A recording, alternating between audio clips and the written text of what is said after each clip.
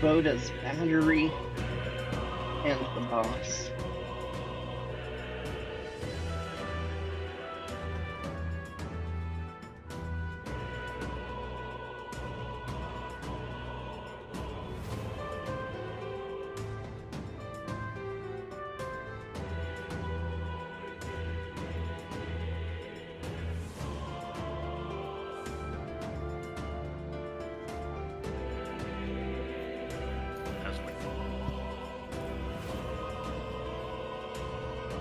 I loaded Hand of God and the other game showed up. Oh, roll 20. Beautiful dysfunctional child.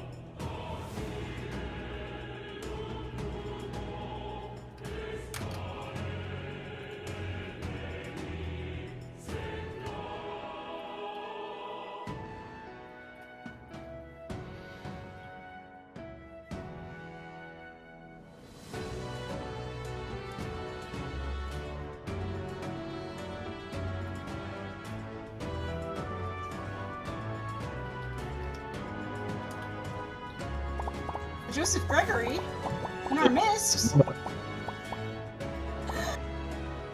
Sorry about that. Don't worry, I was DMing for you. Oh, nice. How's it going? Good. 12 kittens just entered the field. 12 kittens entered the field. And the boss had a brain aneurysm and dropped dead, so that was neat. Yeah. And Okay. then the kittens came out. Yeah, Out of the boss? That's As the they team's do. award. No, that sounds like a good session to me. Are the kittens enemies or? No, they're, Absolutely fucking not. no, they're primordial spirits that grant you boons. They sometimes leave them at your Immortal door like fey in a mess. creatures. Damn right, Joseph. Right. See, I read through his DM notes. I know what's up. Mm-hmm. Get the caster. Alright. Okay, gamers. Get some tunes. Get started here in just a sec. How's everyone doing besides the kitties? Doing all right here. Yeah, I don't right here too. Correct. Fuck. That's about normal. Yeah.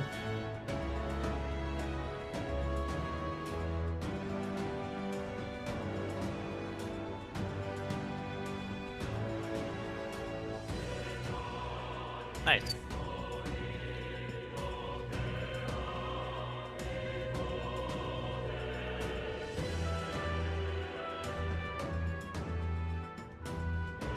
Yay! I love that.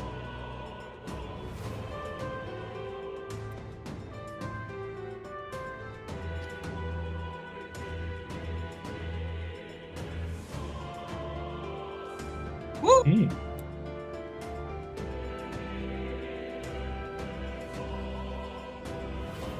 What happened? Oh yeah. Hmm.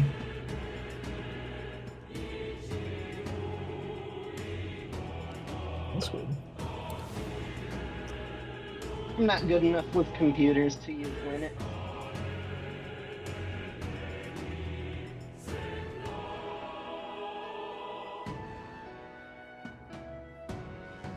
I mean, my dad and my older brother both use and love Linux, but when I tried it, it's like Linux is very customizable, and everything 80% works, but you have to be able to figure out that final 20%.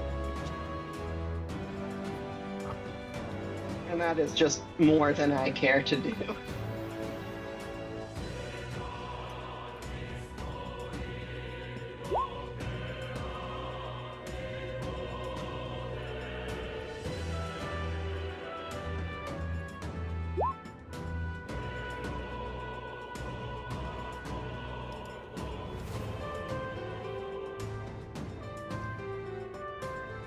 Oh. Hold on. It's that time of the month. Did you know, Joseph? I didn't. Oh my goodness. Different time of the month. It's time to renew.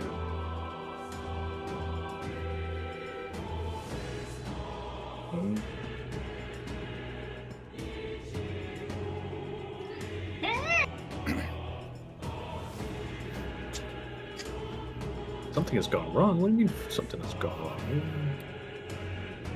Try that shit again.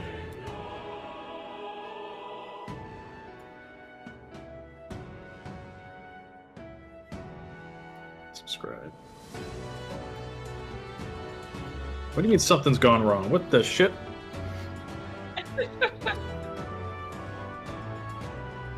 Oh no!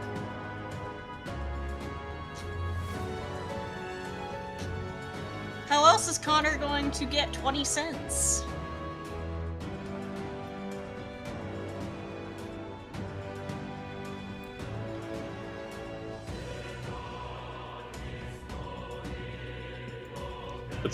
If it's gonna be real finicky, I'll try tomorrow.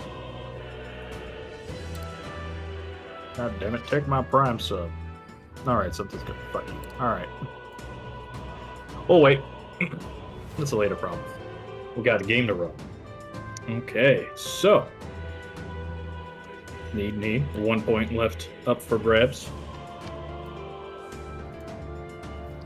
First come, first serve. No bead. Okay. Need all taken. Done.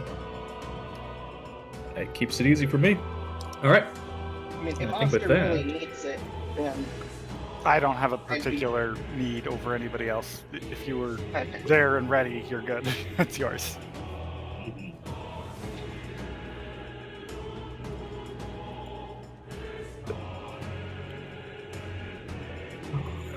think then I'll grab some tunes.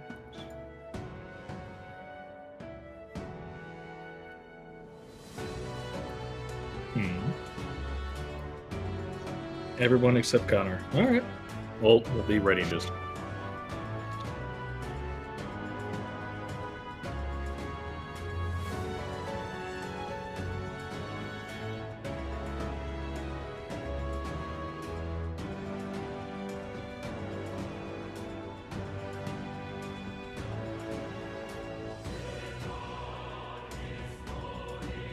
Another lovely session of Hand of God. We returned once more, rolled for inspiration after, especially last session. They were all gobbled up. So, speaking of which, who wants to give us a little recap of what happened recently within the Underdark?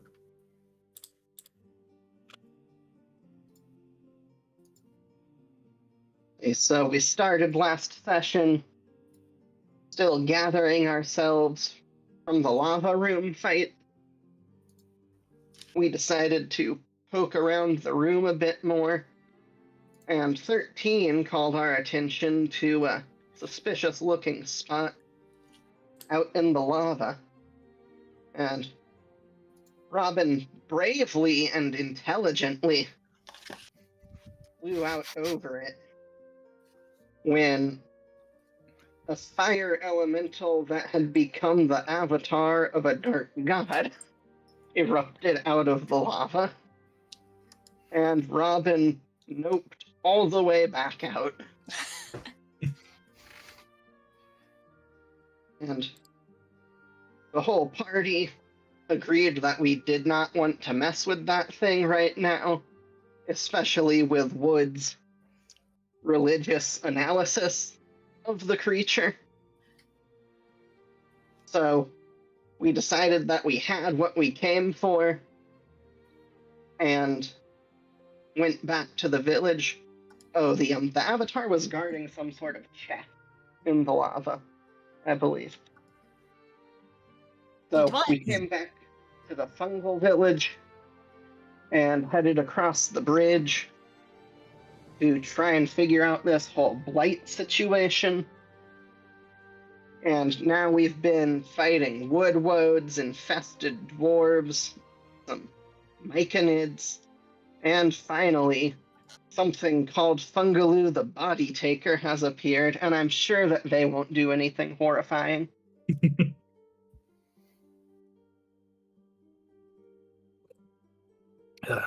Perfect. All right.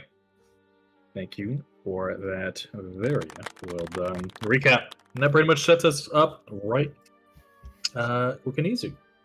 So, I'm going to change the tunes, and we are pretty much going to go right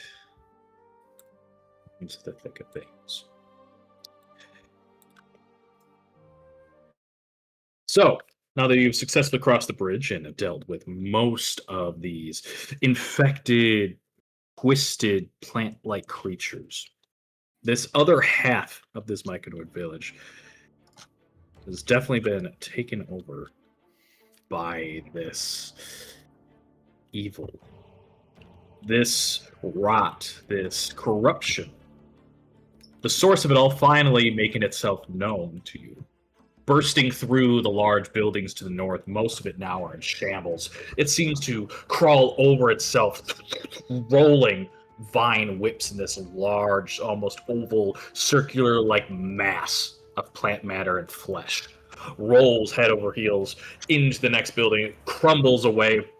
Tentacles start flailing around, bits of planks of wood, hardened, sort of mushroom stalk into these like little huts, go flying every which way, and we start the top of the round with Robin.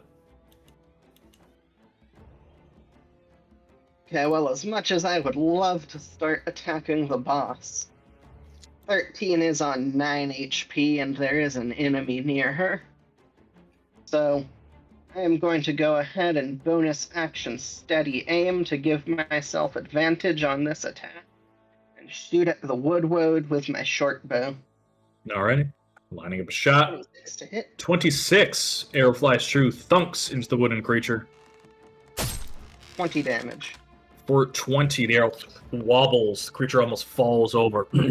Huge chunks of wood fly off its body. You can now see, quote unquote, like daylight, or at least the light emanating from the other side of the village through this massive hole. It's still up. Pixels of health. Bummer. Well, go next. All right. Spore servants. Have a few remaining. One has a lovely little astral leech attached to whatever flesh it still had. Let's resolve that first.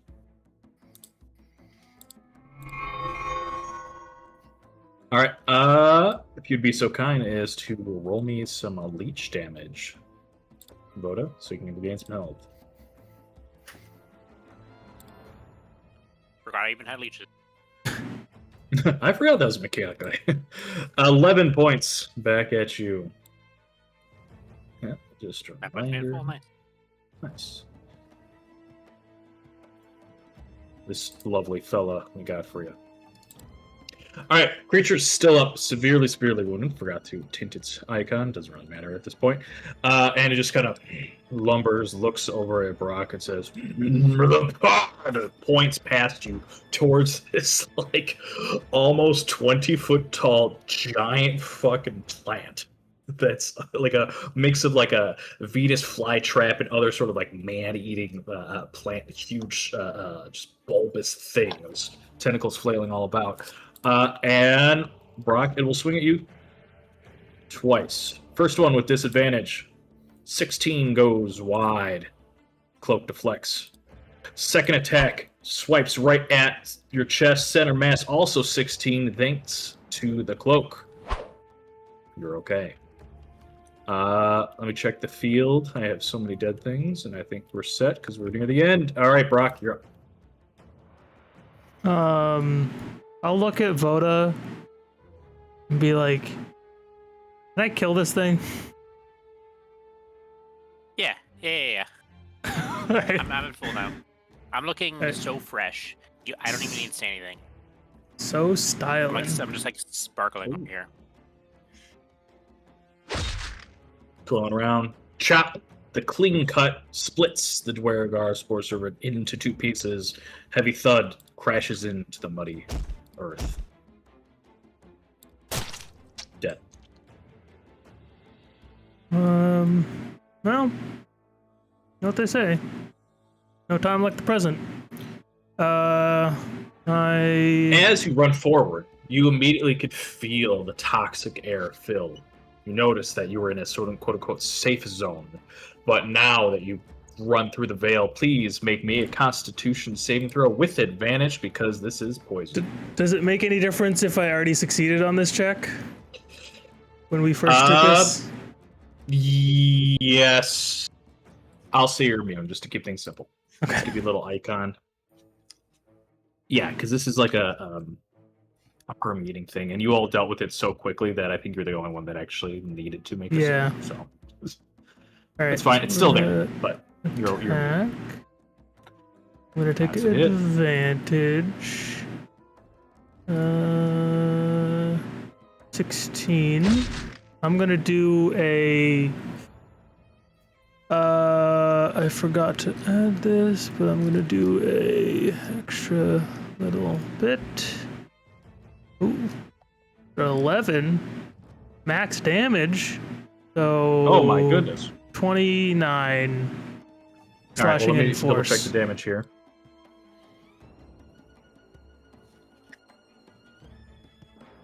Give me 1 second.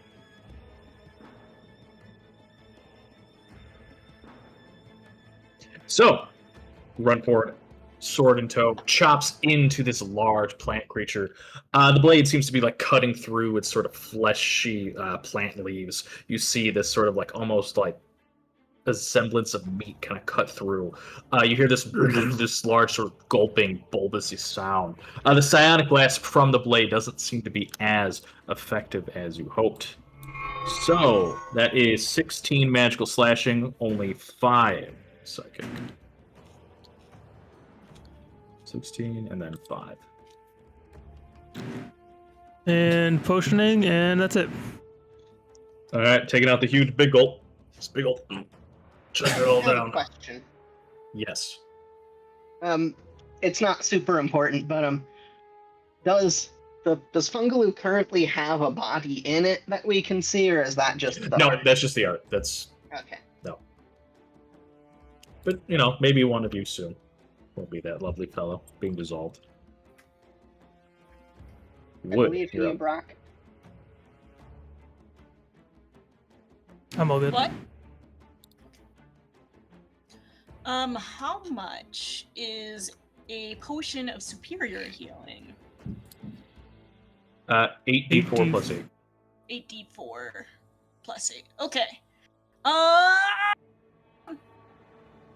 Okay. Yes. As my main action, I'm going to 8d4 plus 8. I'm going to trail up number 13's shoulders and essentially just douse her with a healing potion, just like so it starts glistening all over her skin. Oh my. And give her like a really cool extra little sparkle when she punches with 28 healing. 26 healing, got it. 26 healing, thank you.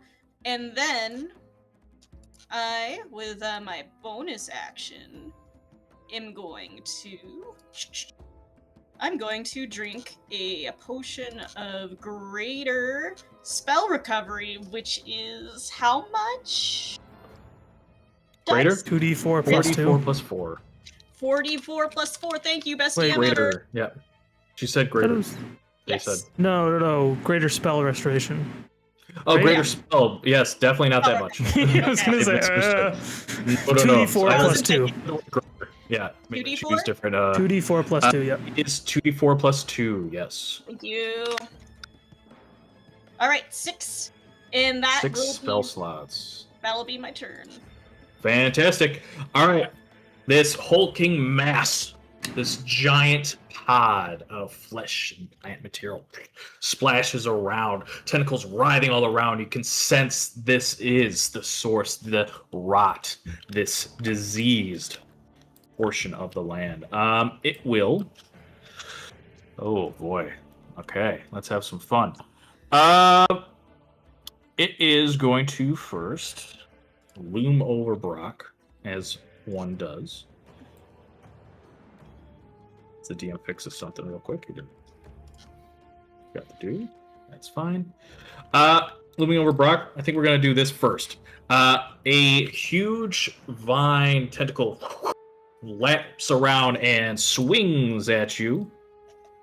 So you're right in front of it. 16 and goes wide with a heavy thump, crashes into the ground next to you. Bits of dead earth splash up, chunks of like decayed mushrooms and other sort of bioluminescent fungi and strange tubous like underdark plants just shatter, showering the entire area with specks of decaying plant matter. It reels back in, and Brock, it will do this. I'm gonna check something. All right, you ran up next to it. It doesn't like you. I think I'm gonna do one more. Go wide again. And then it will do this.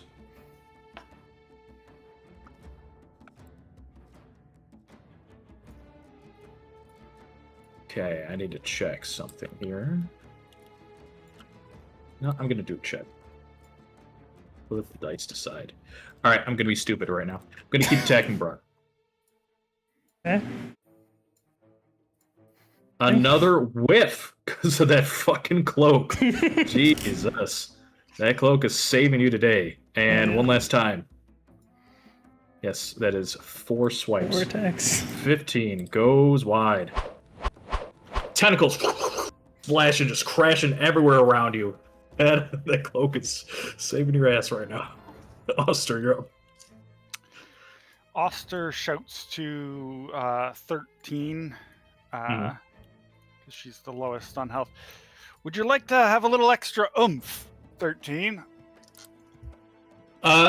She is still in melee with this thing. I'm going to give her advantage on this, see how well she's paying attention. She just kind of looks at you and looks at the wood that's about to crumble and then looks at the hulking plant behemoth. And she sort of just like shrugs.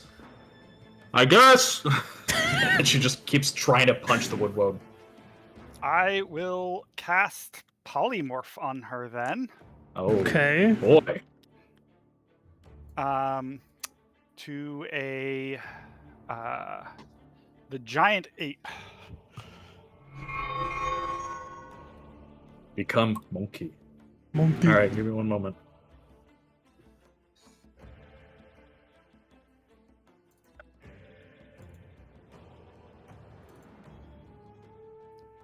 So, you cast this spell, sort of circles around her. She looks, her arms just kind of, she looks at you and says, I didn't agree to. And starts growing larger and larger, much more sort of big monkey. You hear Winston kind of echo out in the hall somewhere. I don't know why. And then she starts to look like this. Big monkey. Holy shit. All right, I need to do some token management here. So she would be here. So that means this gets pushed back. The dead, I don't care. They can be crunched. Should be like that. The woodload just gets pushed here. Let's just throw these dead guys out of the way. And I will move her out of the way in the river.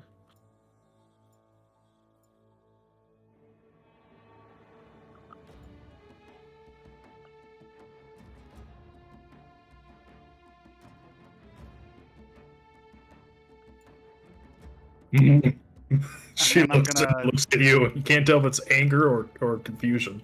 A little bit of both, I It's think. temporary. Don't worry. Go ham.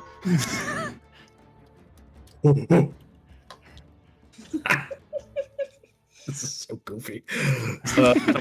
Sir, anything else? I'm gonna drink a potion of lesser spell recovery. I'll roll it, and then you can go next while I figure out what I'm doing with. Sure. I get. That's fine with me. All right, make yourself mark that you are also concentrating. Concentrating. Right. Thank you. All right, Big Monkey 13. Now that she's Big Monkey, she's gonna turn and look towards the woodworld. Now that she's looming over it, she's basically the side of this like giant pod thing. And let me share her HP with you all. She's got a lot of HP. No. Oh my. She big. All right. Big monkey. We're gonna do this. Why can't I open up your... Hold on. Come on.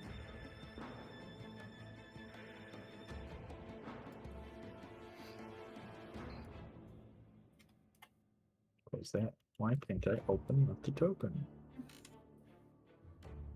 Character sheet. Alright, it's being goofy. Alright, so she's going to raise her fist and swing at the woodwood right in front of her. 13 goes wide. Just puts them both together. You see the tattoos glow through her giant sort of like furry arms. And she'll try again. This clam down, but the woodwood stands strong as it just misses. And she just kind of looks at you and she just kind of like scratches her face and goes... and flails her arms in confusion. That's her turn.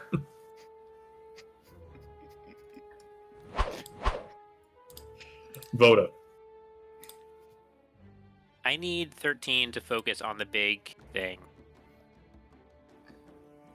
So I will finish off this woodwood. No problem whatsoever. Yep, that's a hit. Twirling the staff and cracking upside the head. Splits open and just crumbles to the ground. Nice to know. And then I give 13 like a wave as I make my way toward the big thing. It's probably about my... I get some free bonus actions.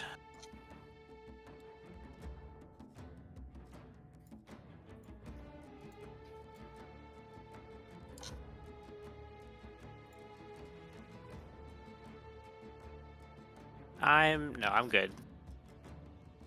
Go next. All right. Fresh roll 20. It's being goofy. Big monkey. Okay. As roll 20 is refreshing. I believe we've got... All right. My death caps. You see still a few of them to the southwest run towards you, crawling down from these decaying ruined buildings. Here, sprinting down. That's 20, and 30 here. I think what they are going to do is this one's going to run past all of its dead friends. Just run up like so. And I think this one's going to rush and sprint over towards Barack. But we're not done. You hear this sort of like... this like warbling sound. Oster, you then hear this like crashing sound in the southeastern hut. You hear, one more intruder hidden, planted in the ground. This booming voice echoes from the sovereign Golgoth. There's one more. Bursts out. Rushes towards you, Oster.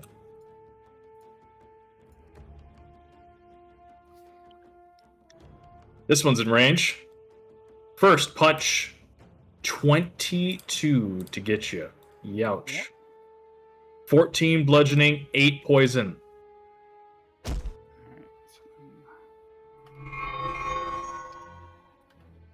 Fungal fist punches you square into the chest. One more time, it goes to punch you. Also connecting. Oof. I need you to make 2 separate con saves for concentration. Yep. I have... what is it? Let me check real quick. The Warcaster. The concentration. You have advantage. Cool. Right. All right. All right. So I have advantage on 2 concentration saves. Correct. Success, and I think a 14 is also success. Just doing quick math. Yep, it's 10 a or success. half the damage. 10 or half, exactly. All right, 2 punches trying to break your focus. One punches you square in the chest, one almost uppercuts you into the chin. You can feel this like poisonous spores dig into your flesh a little bit, but you are okay for now. Robin, you're up. Real quick, the death cap that ran towards 13 did end its turn. It did. It ended its turn in the blender. You're right. I was being dumb. So I'll make a wisdom save. Blend me up. 14, please. Dot. I rolled 4. You got me. Give me a blend. Your strongest blend, if you please. 14. 14 damage. Oh, you just rolled 3d8. I thought that was the same. I misunderstood. Ignore me. Okay. Alrighty, Robin. Okay, so I'm gonna run over here. Since that thing just took Oster straight down to critical health. Appreciated. And then I think I am going to use my final luck point to give myself advantage on this attack. And try to hit it with my dagger. 19. 19 is a hit. Definitely needed that luck. Stab right into its chest. 17, a magical piercing. Drawing its attention. Looks like it was about to swing once more at Oster, then growls and looks at you. And then I'm going to go ahead and bonus action drink one of my potions of greater healing and All right. end my turn. Sounds good to me. I think all my spore servants are dead. Let me remove them from the initiative tracker. Nice. Get out of here. There we go. Brock. All right. I'm just gonna commit to the big thing. We're just gonna do 2 attacks. There's a hit. Both hit. 2 I'll take hits. advantage on the first one. So the first one is 17. 17. And the second Okay. one will be 18. 18. 2 chops into the central mass of this giant plant thing. You're definitely damaging it. You could hear it kind of blurling about as it kind of looms over you. You know what, Brock? Feel free to make a perception check. I'll certainly try. No? Okay. You don't know what's happening. I'm perceiving that I hate this thing. Yeah, that's fair. What? I'm gonna draw on the map here because I lack a better term. So these X's you see, those are structures that have now completely collapsed.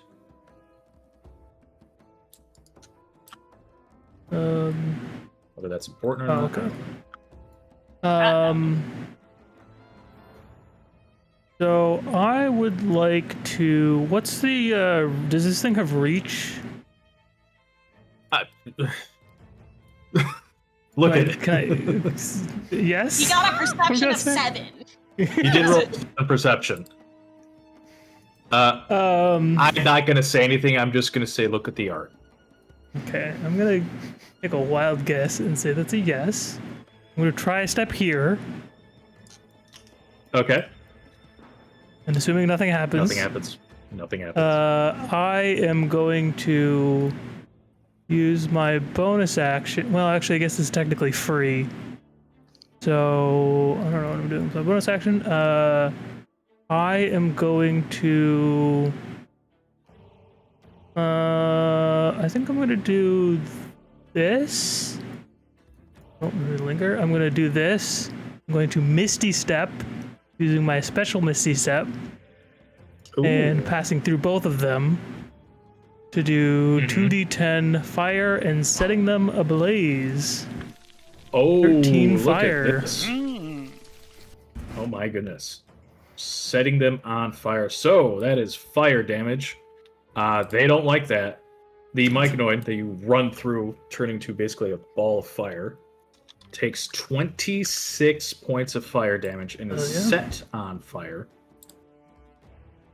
Fungaloo also doesn't like that and takes 26 points of fire damage and is also set on fire. Nicely done. That puts me over here, and that the thing says free. It's a free action. Yeah. Is that okay? That's correct. So I'm gonna go back over here, and I am going to do a firebolt against. There's but it's what's focus. it? You do have a number of uses. Yeah.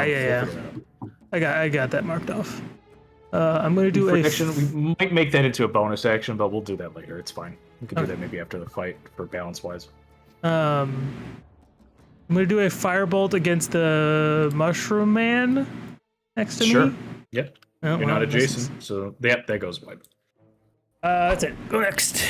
That's it. I'm big plays. Wood, you're up. All right.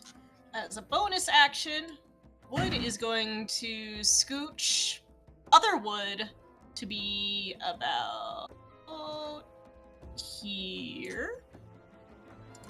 So then more things would be in the blender.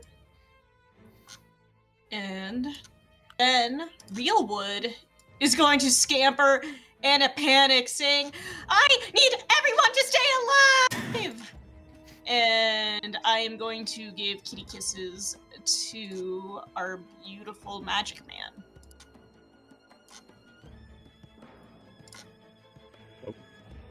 Oh no, we're very Goodness. grouped up now. Thank you. 37. 37 for you. And Where's my health bar? I need you to stay alive so you can tell me more about your grandma. And for everything entering the blender, Amelia Sprout, I need you to not commit war crimes right now. That'll be 12 radiant. 12 radiant. I think that's when they enter. Hold on. They enter and end their turn there, right? Yeah, enter and their turn. So not yet. Okay. Yeah. All right, but it's still good to have up. Thank you so much. Enter or end their turn, which it did just enter, so that's my bad. So that is 12 points radiant. Let me make a save. Myconoid fails, takes the 12 radiant, burns him up. Already wounded, didn't get a chance to do much. And the big fella here, wisdom saving throw, 10, takes the radiant damage. Woo. All right, y'all are kicking ass. I gotta step my game up. All right, Wood, anything else? Nope, I'm good. Okay, sounds good to me. Fungal. Now in this situation, seeing that a lot of it's probably getting ripped up before it even got a chance to do much, it is set on fire as well, so I think it's 1d10 fire. So feel free to burn me there, Brock, a bit.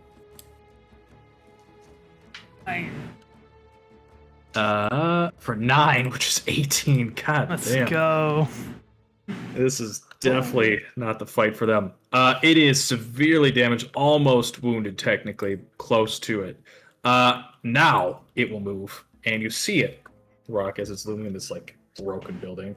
It looks towards you and starts to burrow and shrink down into the ground. It starts wrapping itself up until it kind of blenders down. Guessing And that doesn't then, provoke an attack of what's gonna opportunity. This does not, sadly. Yeah. No, this is a special action where it kind of spirals into the earth. It goes. You feel this like rumble beneath you until it bursts out of the ground. Ooh. Let's see. To here.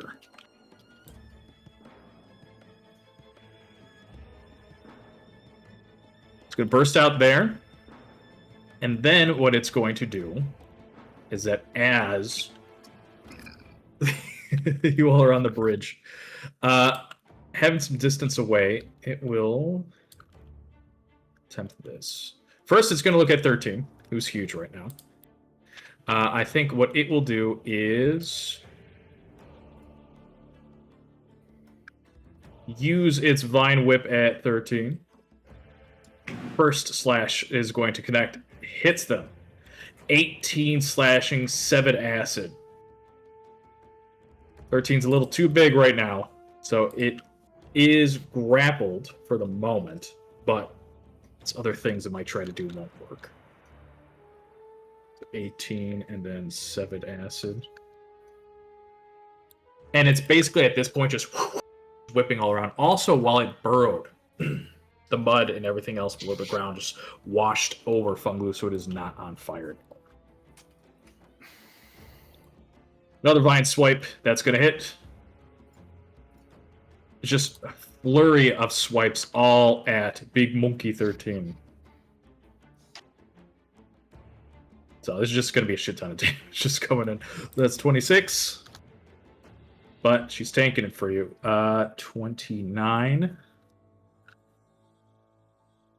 And that's 33 slashing. Jesus Christ. And then 15. Wow. So, folks in chat, normally she has 168 HP while in this form. They are now down to 40. Just from this thing blending them. Christ. Where is she on Primal Rage? Let me double check. Okay, why won't you open up the sheet? The normal one, character sheet. To do it this way. I was just making an Overwatch joke. Oh, you're right. Sorry, I thought this was like a thing on her sheet. I'm like, do apes have something called Primal Rage? I wouldn't surprise me if there's some that. Big Winston, big monkey. It's charged, so she's gonna get ready to use it. That is the Fungaloo for now. Oh, actually, no, I lied. Let me roll one something here. Why do I catch that?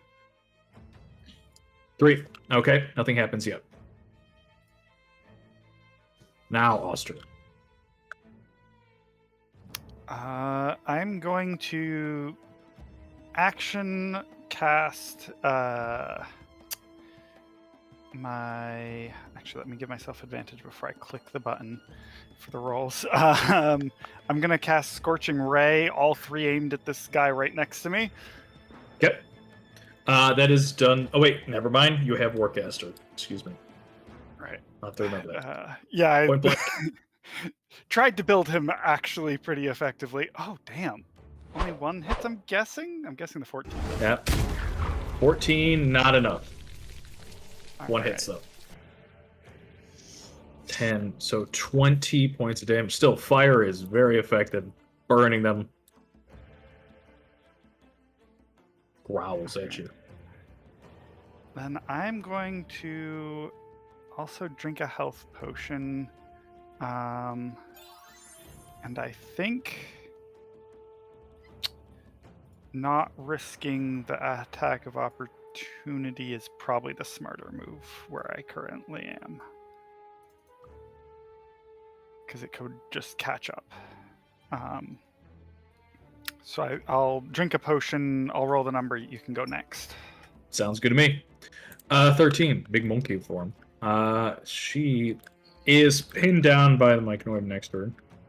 So I think all she's going to do is swing at that fellow, sadly. 2 punches, both connect. First punch, center mass, right into its form. Wounding. Second hit, 15. Still up, severely damaged as these huge hulking fish just almost ripping it in half, but is still up. And I think that's going to be her for now, because she's definitely not used to being Big Monkey, so she doesn't have the tactics for it. Voda, you're up. All right.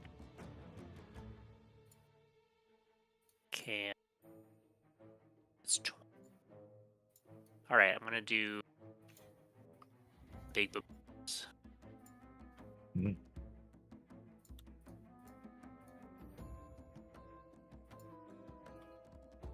Would this hit all 3 enemies? And would this hit Yes. Yes, we'll also hit 13 too. Because she's at 3x3. Yep. Token. Well, Brock, guess what? That's okay. I can take it. I'm resistant to fire. Yeah, it's gonna do some fire damage. Oh my goodness. Yeah, it's gonna have to. Yeah, so big circle.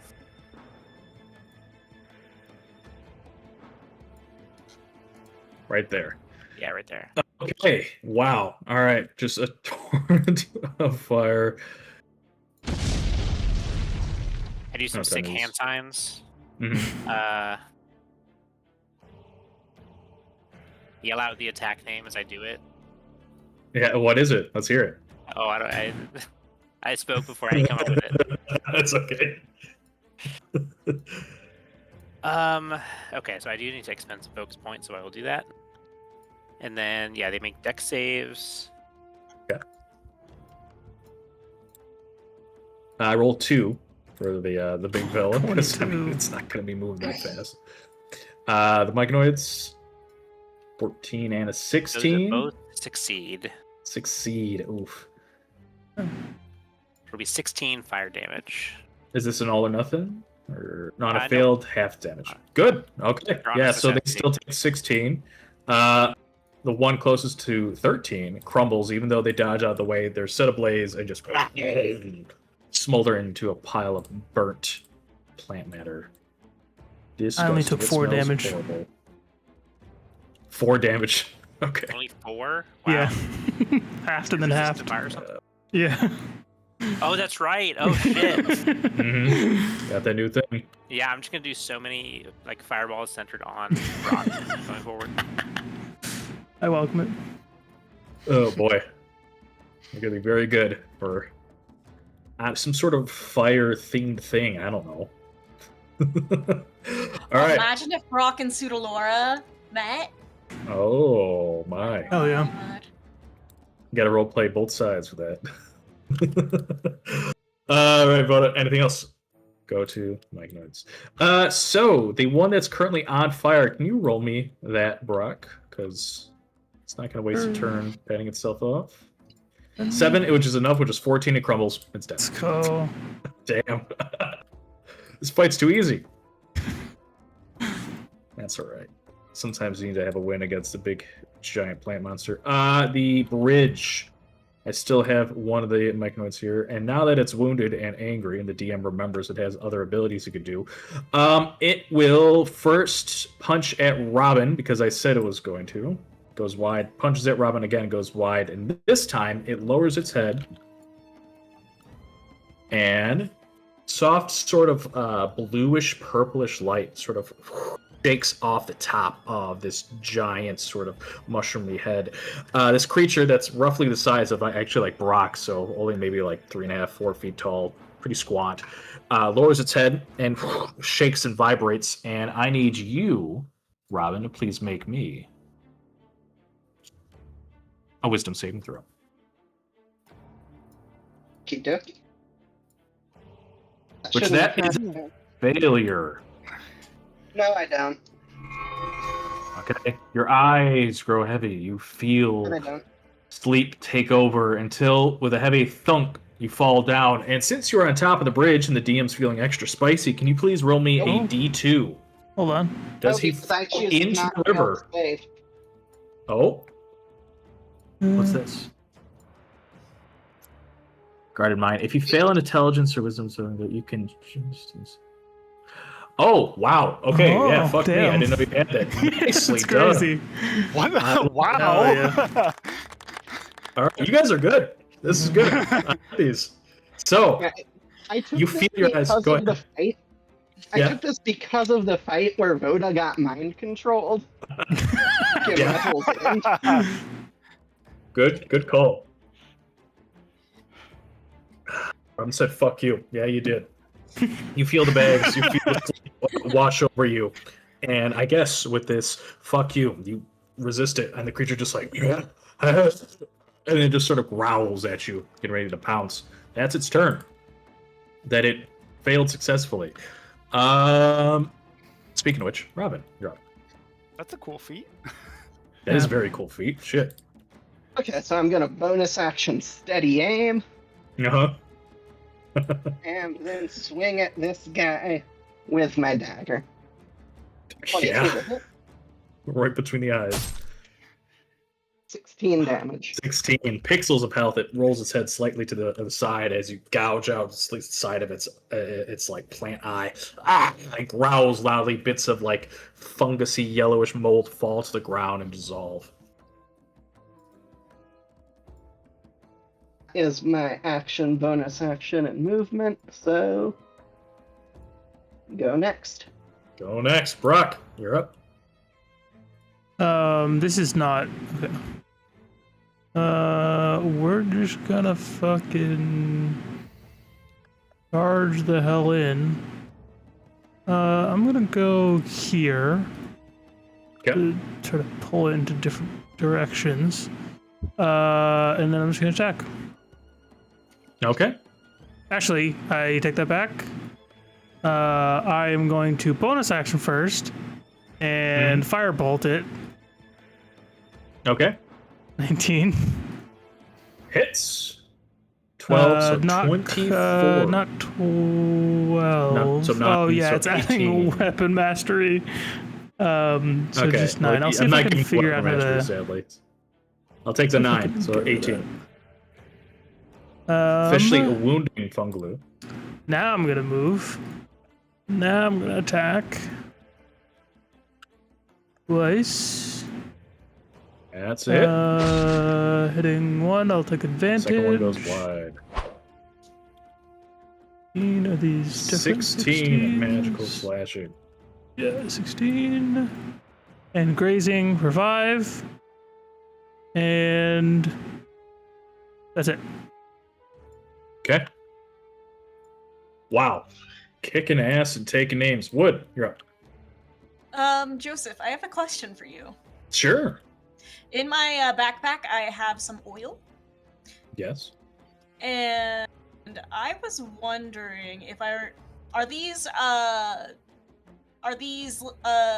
torches So actually? they are not, it is not real fires, sadly, because it is still a myconoid village. They're plant people. It is the spell. What's the spell called? Who I'm thinking of? Light? It's a spell that creates. No, not light. There's a like a flaming one that's not actual real fire.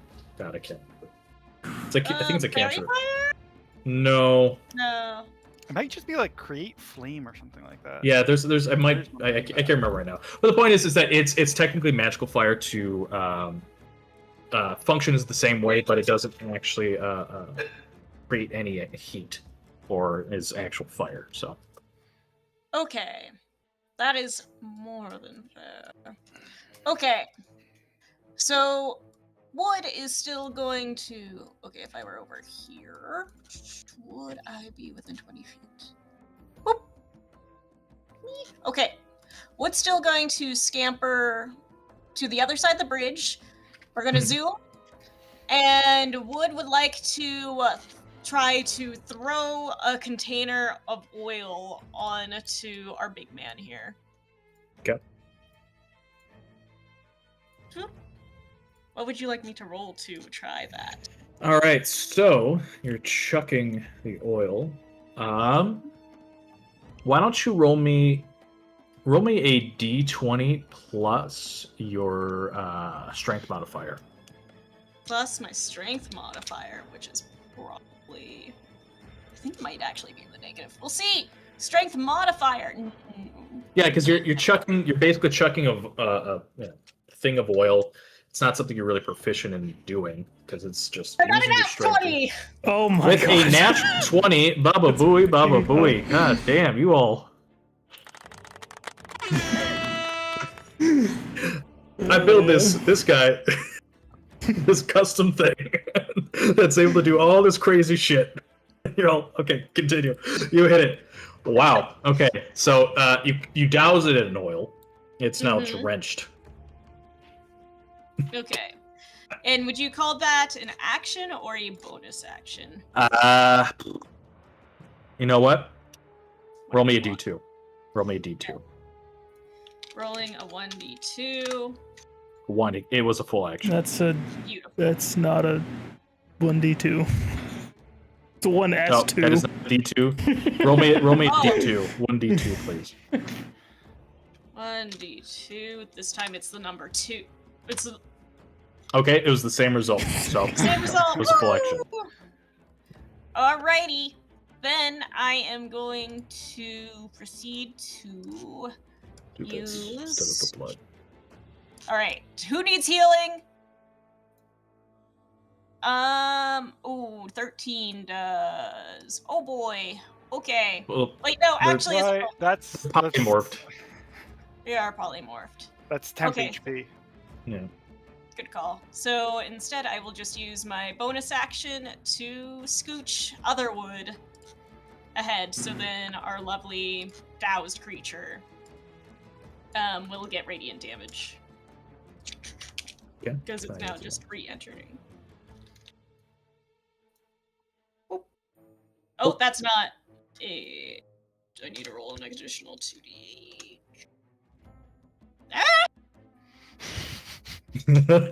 So take your time.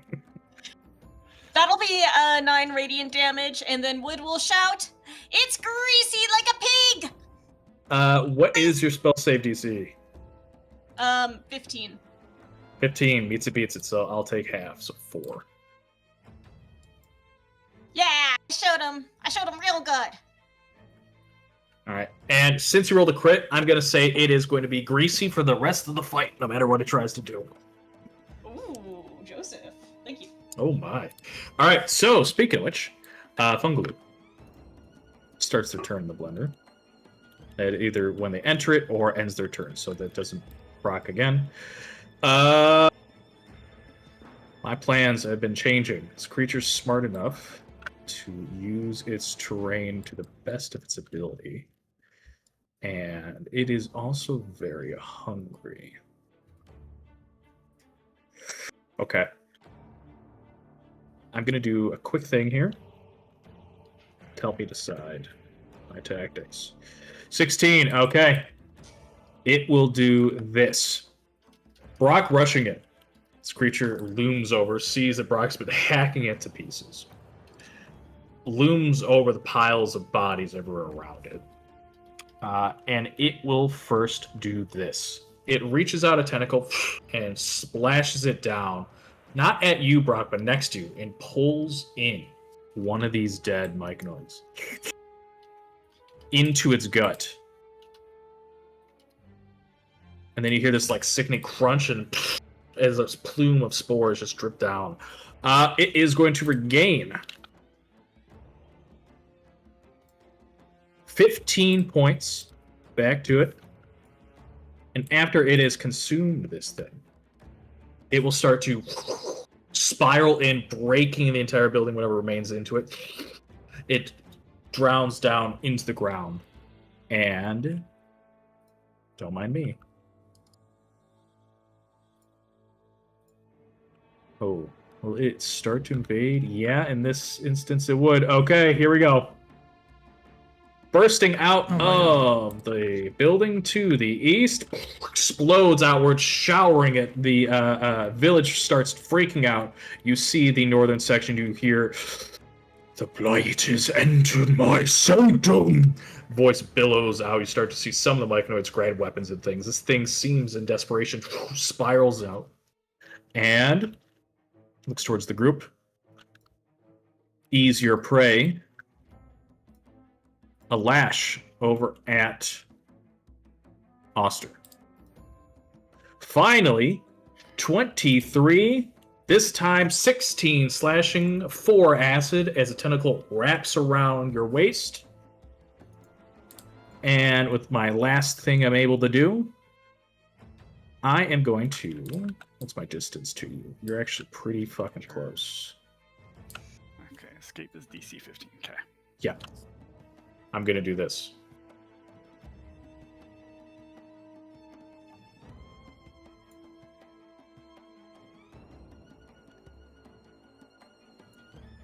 And then I'll need...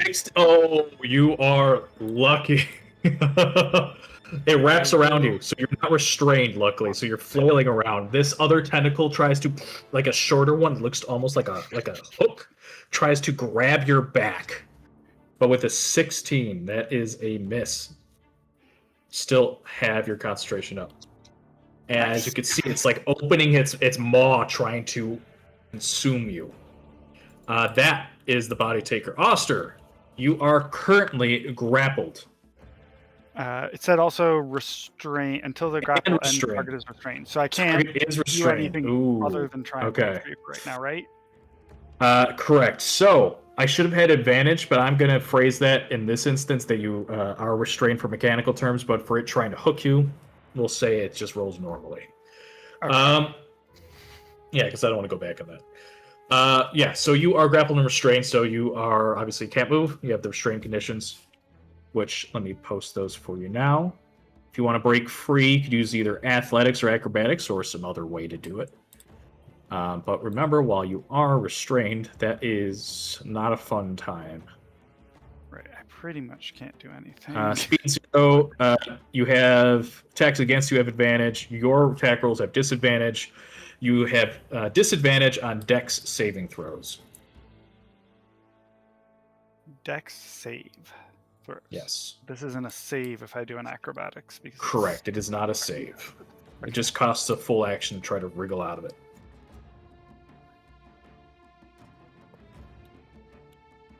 Alright.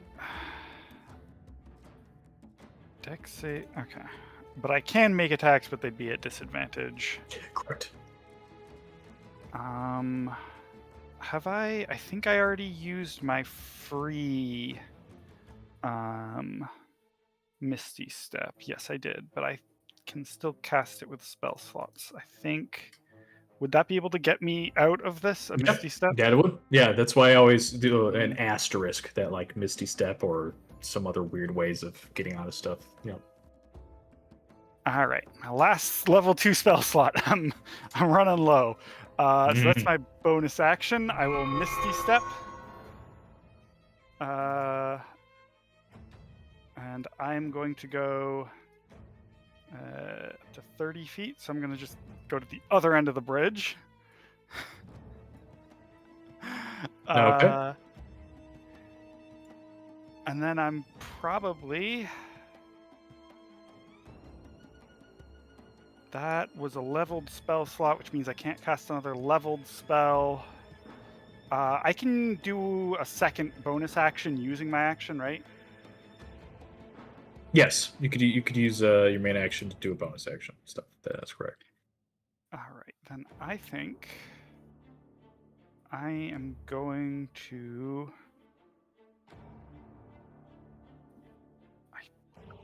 Oh, do I use another potion now, or hold off? No, actually, I have an action I can do. Never mind. My plans all have to change all of a sudden. I usually plan well in advance. I am going to use my feather token. Ooh. Which I don't actually remember the range of off the top of my head, but I can check that in just a second. So that's an action to throw it, and it doesn't do anything the first turn unless I use a bonus action. I just don't remember how far I can throw it, if it was 30 feet or 15 or 20. Let me check. I have the description somewhere in here. My inventory is so many tiny things. Thank you. Take an action, point within 10 feet of you, the token disappears, and a whip takes its place. Within 10 feet. Okay, so I'm going to place it 10 feet over here, just on the bridge, a short distance away. Let me, I'm trying to remember last time we used it. I should have made a copy of it in the correct spot, but I didn't, because I was an idiot. It's also a while. It's been a while. might- Did we use it? I might not have to taken it draw out since we switched to the Hand of God. Oh, really? Okay, it might, then. It might be the Prisoner 13 campaign is the last time I used Oh it. boy. I'm not sure. All right, give me a sec then. But You once probably it's would out, have used that'll, it in the that'll be the end finals, of my but- turn. Okay, sounds good. All right. Well, while I'm digging in the maps, whoever's next, feel free to go. Unless it's the enemy. Oh, sorry, it is 13. Fuck. Okay. Sorry. That's fine. Oh my god. Can't find it right now. I'll worry about that in a sec. Don't want to hold the game. You can do that. All right. With that, 13. We'll go. You just draw a circle on the map and we'll fix that later. She, now, big monkey, big creature gone. I think she is, gonna make wisdom save. See how much she understands her new form. With a crit, she knows it immediately. She is going to use her leap ability. She gets close to the bridge, gets right up to you, both Oster and Wood, and kind of does a little Winston looks at you, and then jumps. That's my grandma Anna's friend. Winston. She's gonna jump right at the edge, splashing Robin with water. Bubble me, bubble me, bubble me, bubble me. Just bubbles. And she looks and goes, "Moo, Winston." And she will swing at the Myconoid right in front of you, try to protect you. Hits, fist crushes and grabs it and just squeezes and pops it like a rotten tomato. Looks to the body taker plant and goes to punch it. Which she does. It connects for 22. I'm going to reduce that down to half. It's just a normal fist. But then she looks at you and just goes, Winston. That's her turn. Voda, you're up. This is ridiculous. All right.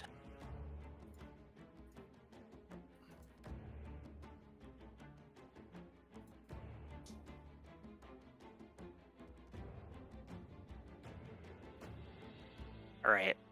I'm going to use my bonus action dash. Okay. I can get all the way to here.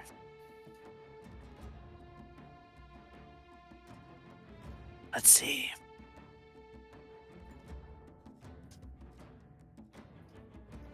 And I hit him. Oh, yeah. You run up, you dash, you hit him. The twirl the staff, a 9 bludgeoning.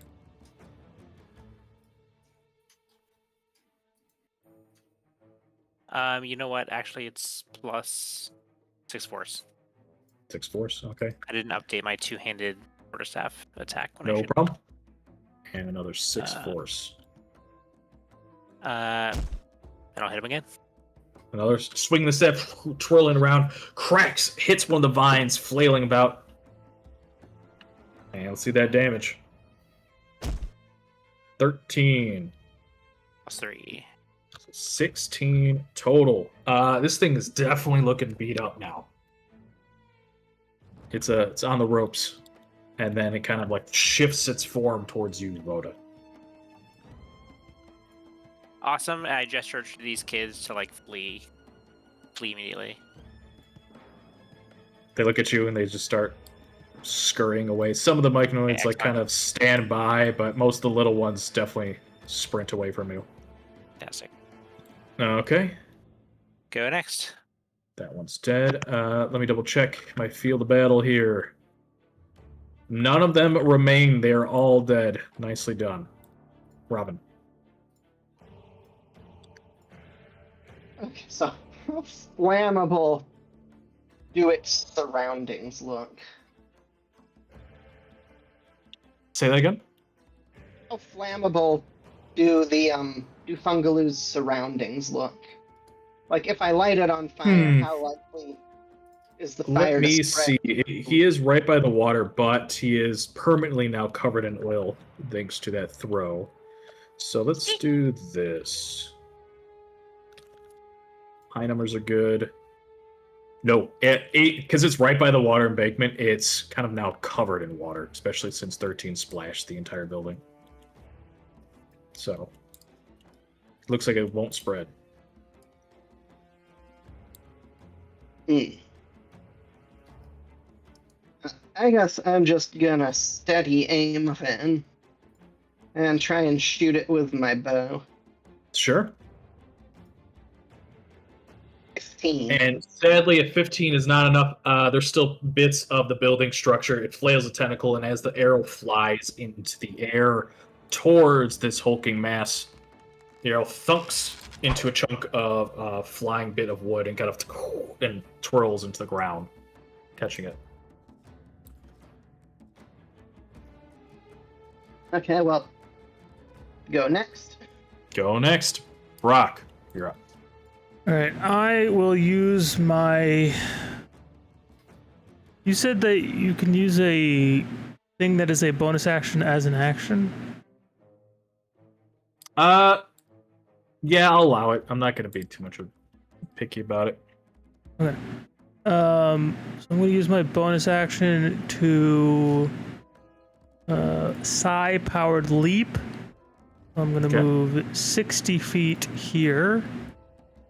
And then I will use my action to cast Firebolt. And whatever happens, happens. 15 goes wide. Use my inspiration on Lands that. into the muddy earth. Can I use my inspiration? I'll use Yes, you can. mine. 17. That hits. Oh. Does the crease catch flame? I will say this. So 11, so 22 8 damage. bolts of I don't know how to fire. turn that off. Oh, let me get back its health then. Why Alright. is it 22? Yeah, isn't that 11 damage? Yeah. No, it's 8 because the custom is 8. added from my So stupid 16. thing. My apologies. That's fine. So the bolt hits into the giant body taker's form, but then immediately ignites right back again. This time, almost like tar, like napalm. It just seems to constantly keep burning the creature, unable to possibly pat itself out. This thing seems to be quite literally on its last legs. Nicely done. It is burning until it does, possibly something, but I don't think it can with that crit. All right, Brock, that's it. anything else? Nope. That's it. Wood, you're up. Okay, Wood is going to scamper. Boop. Not enough. Yeah, there we go. Oh, no, maybe not there. One back. And then I am going to try throwing another container of oil because Okay. I have 8. Oh my goodness. All right, D20 plus your strength mod. 1d20 plus my strength mod, which is -1. So yeah, Whoosh! it slips out of your hands. Not even close. It slips out of your hands and actually lands into the river and just gets washed away. Wood looks at it just as it starts disappearing. And then, with the dramatic tears welling in Wood's eyes, I will give a healing word to our beloved tank, I think. Yeah, he is. Wait, no, because healing word is a range. Bonus action. Yeah. Yeah. Range of 60 feet. Heck yeah! It'll go to Oster! Yeah. Once. Healing word, ranged, cure wounds, touch. Yeah. It's me. Yeah. There you are. Healing word. No, where the fuck are they?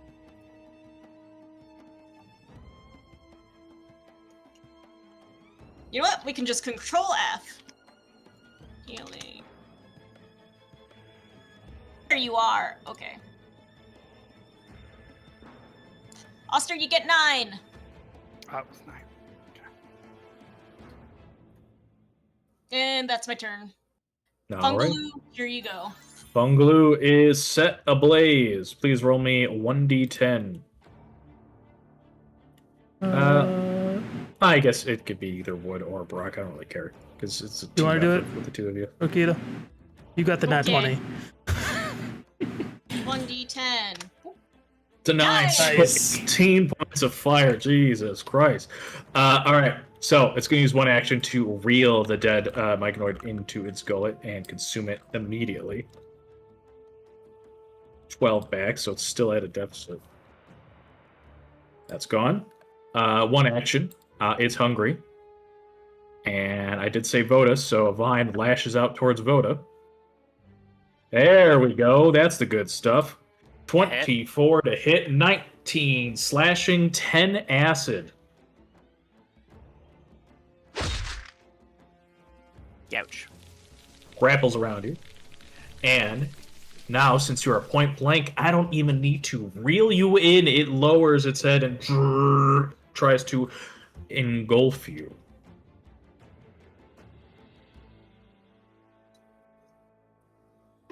As it does that, as I said, so this is flat. You're technically restrained, but this special ability does not get advantage. 14, how lucky are you? Tries it again. This time I need to roll to see if I'm able to do so. I am not. Oh my goodness. So, one action to grab, one action to hit you. It's unable to reel, so it's going to do a different tactic. All right, I got two more things I could do. Bill Eaton counter 3. Yeah. All these things. All right, it knows Brock is a fucking tin man. And you know what? Let's go for the light ones. Who am I going to target first? What it is? A tentacle lashes about towards Wood. 15 to hit goes wide, and we'll try once more. 17 also goes wide. This fucking thing that I made is so bad, apparently. That's okay. I got one of you wrapped up, at least. Oster, yeah. All right. I am going to use a bonus action to move the whip 20 feet this way, and then have it swing at the big guy. Sure. And that is Feather Token. That's a hit. 9 force. All right, y'all are making some big damage on this thing. And then for my action, I'm gonna take a second and just do a chromatic orb. Because I have been burning through spell slots fast, so I'm going to use a low-level one. Fire. For the obvious reason. Sure. Whew. Flaming fire streaks through the air, thumps into the massive plant. 16, so 32. Jesus. Alright, pixels of health. Wow. Lovely. I'm gonna move a little further away, even, just to be sure, and not near any currently intact fungal structures. That's all. Now picking up what I'm putting down. 13, right next to the creature. Oh, Winston, and she's just gonna punch twice. Both of them connecting, just ripping into this giant plant. Having a feast, eating that salad bits, and 14. Okay. And with a 25 for the last one, big monkey 13. It's like ripping off chunks, like a child in a in like a garden, ripping up someone's like flowers, like a big old thing of cabbage. It finally grabs the center with the big monkey hands, and you hear Winston, and just breaks it in half. Juices go spilling, flying all over the place.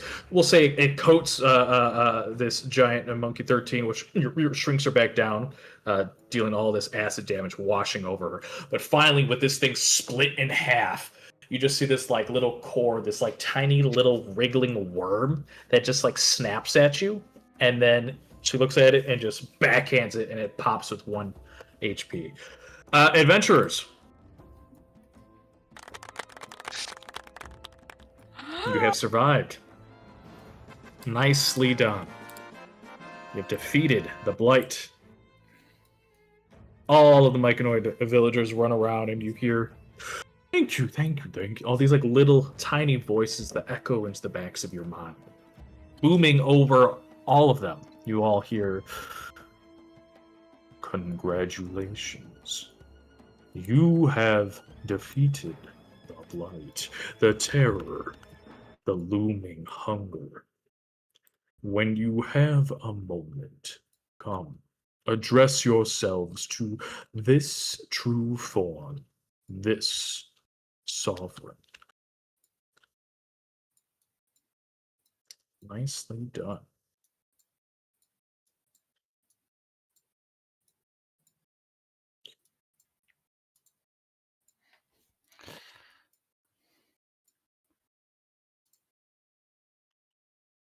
All right. That was certainly something. So, Wood, Yes. would you say that this monster was religiously significant? Okay. I will take a gander. I would like to sniff it Sure. as a way of trying to I don't see think if I you can want to do smell that. the religion. Like, is there any incense coming off of it? Let's see. Oh, With the fork, you look at it through a divine lens. You think of what sort of gods or deities, and you just nothing's crossing your mind. All you're seeing is a nasty just pile of pulp and rotted plant matter, and now this like crushed little worm at the center of it. But there's no like religious connotation to this at all. Wood is going to take just a random pamphlet from their bag, and it is going to be a pamphlet for Bane and say, "Yeah, this one's probably it." Hand it off to Okay. Robin, and then stare intently at this fish, but wiggling. Mhm. And I would like to try and pounce on this fish. All right, Into the water? into the water. Acrobatics check. Acrobatics check. 11. With an 11, I'm going to give advantage to the fish. So I'm gonna roll 2d20. Yeah. I might have to use my inspiration. You splash, you jump into the water, and it moves out of the way. It wriggles away from you. Thing doesn't even have eyes. It's an eyeless, just albino, pure white fish that's just like smooth where the eye sockets would be, and it just wiggles out away from you. Wood is distraught for multiple reasons now.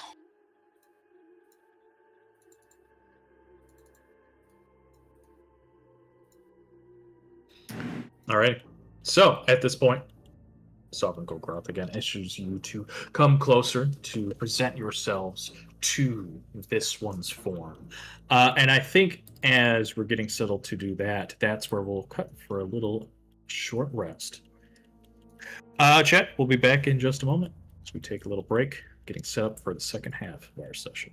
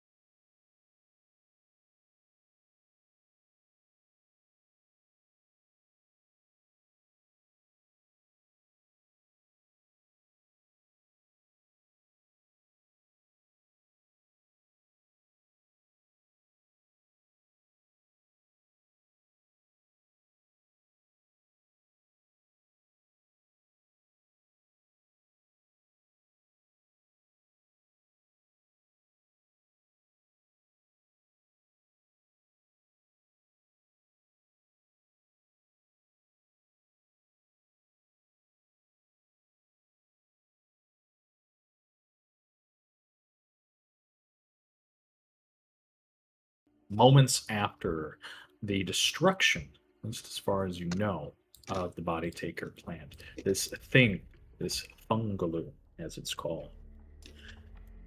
You stroll through the village with it mostly intact, only one structure really destroyed, the rest still okay. The western section already, the poisonous miasma, this fog of disease starting to lift and clear. All the little tiny microbes, only about maybe a foot to a foot and a half tall, just seem to run after you excitedly. Some on 2 legs, some more almost dog-like on 4.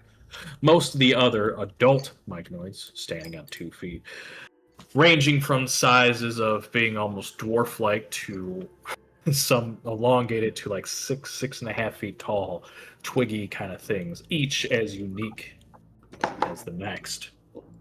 Standing on top of the outcropping of this large, almost mansion, if you could call it that, of fungal structures, looms over the Titanous sovereign Golgoroth.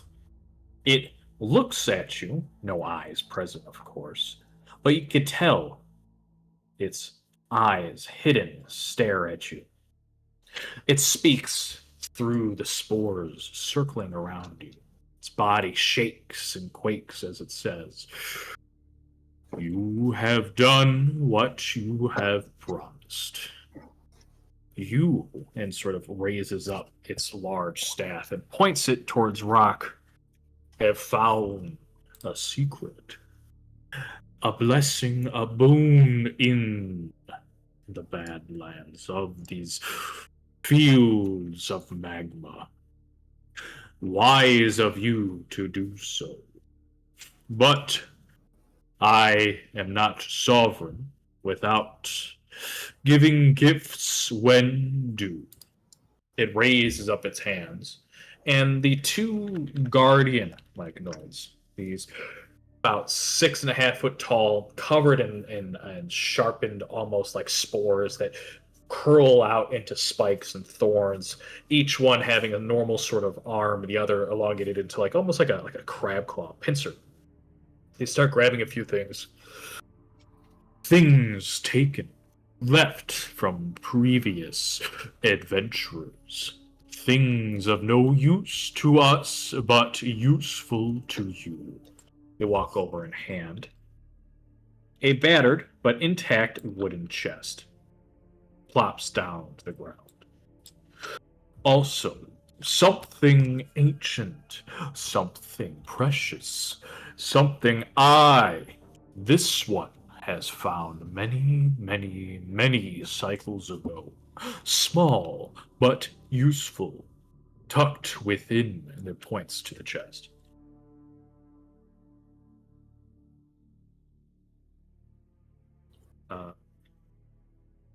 I was talking, sir. I nod my head graciously and pop open this bad boy. Sure. Pop it open. Inside, you have found this.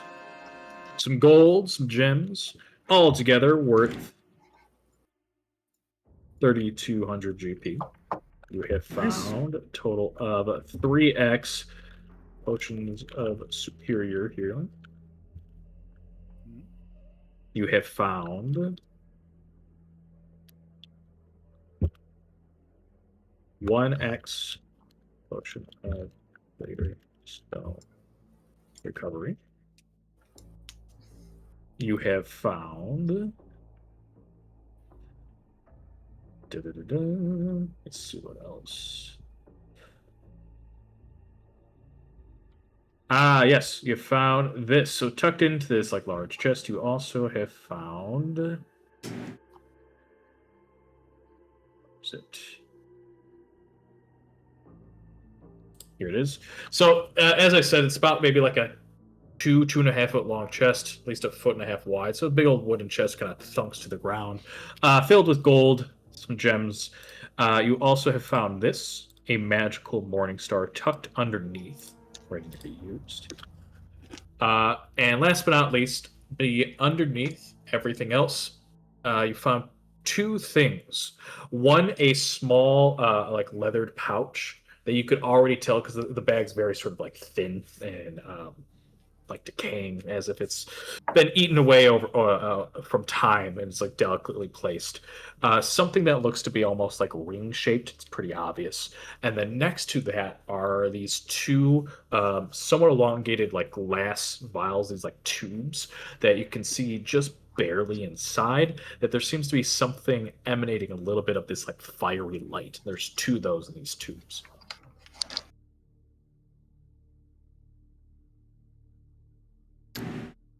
I'll pick up the ring and put on my spectacles. Hmm. No, that was not what I did. Never mind. This thing is, it's No, such a ring. It's magical. I'll It's a hand it ring. off to You know it's magic. someone else. It has hints of blue and red kind of carved into it. Send that over to me. I'll take a look. I'll cast guidance on you. 15. This is a D4. 15 is enough. You found that Golgroth has gifted you. This was something they found. Oh, to 19, you definitely know what it is. Is this? It is a dual ring resistance, which is pretty hard to find. A very rare ring that gives you both fire and cold damage resistance. Other key things, you cannot suffer from the burning or freezing damaging type conditions. They're one and the same, obviously matched to their elements. So you cannot be set on fire by, like, say, a fire elemental or something. Or be frozen by, like, some sort of icy elemental creature. I think I know what we're facing in the next area.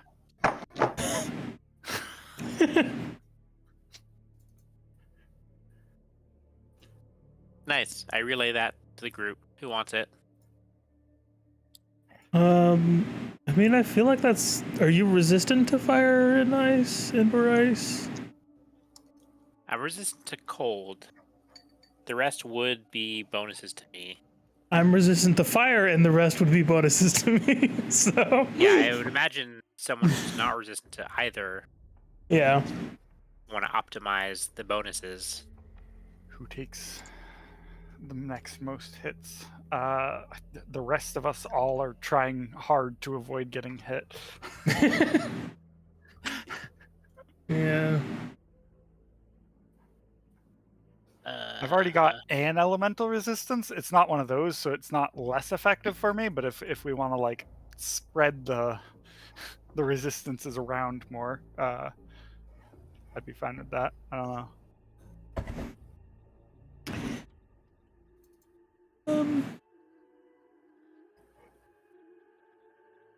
I mean, I feel like it would be kind of good on Robin or Wood. Probably better on Robin. I feel like since. Ooh.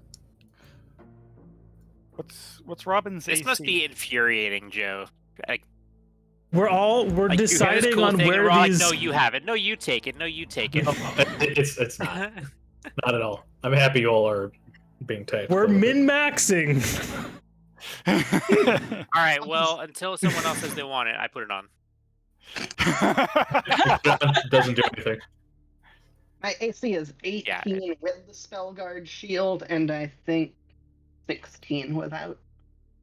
Okay, and you, Wood? I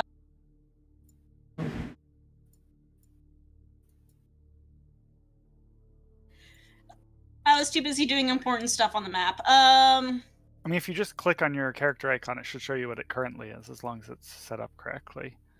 Oh, my AC is currently 19. And my attuned. I believe I have one attunement slot available. So yes, I could take it. I'm always pro keeping the go. healer alive. Does this go with my eyes, Voda? What color are your eyes? My eyes are yellow. Then no. Oh, I make it work.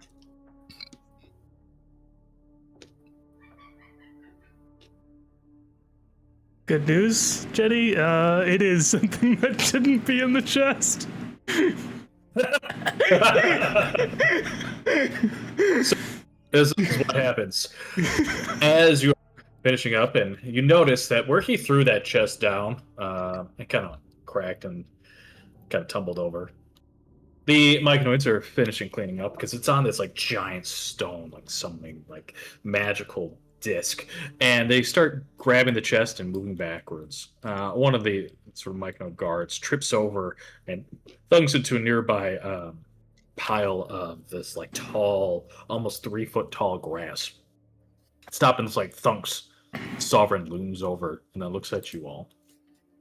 Looks back. Oh, yes, of course. Something else adventurers have left. The great and mighty... And he like turns his head. What was that? That wasn't in the script. Just, who cares of shit? Yes. My guardians have said this mighty and powerful ancient human artifact is yours. They go digging into the shrubs, like basically digging for trash, and grab hold and place this weird instrument at your feet. It has like several pipes as well as this like bag that seems to be inflatable. What would that be? That's probably intelligence, right? History check. Or history, yeah. Wouldn't be too hard. It is a human instrument, but 12 is enough. These are what's called bagpipes. How and why they're down here? They're in relatively decent condition. A little dusty and little tiny centipedes just kind of fall off as they plop the bagpipes at your feet. Sovereign looms over and says, "Mighty ancient instrument of humankind, yours as well." I have a whistle if we want to start a band. There you go. Yes. What would I need to do in order to infuse the magic from the sewer pipes into that bagpipe so that I can play the bagpipes instead? You don't need to do anything but describe how that would look like for the rest of us. Okay, so what's going to do is what's going to, like, break off each individual flute part of the sewer panpipes, and I am going to proceed to stick it into the top of the bagpipes. So it essentially makes the bagpipes even longer and just like a slightly different pitch, so then it would attract the rats. Sure. So now they're Perfect. the bagpipes of the sewers. The bagpipes of the sewers. Got it. Let me fix that for you. Thank you, Joseph. Oh my god. I am just now getting the sewer pipe pun.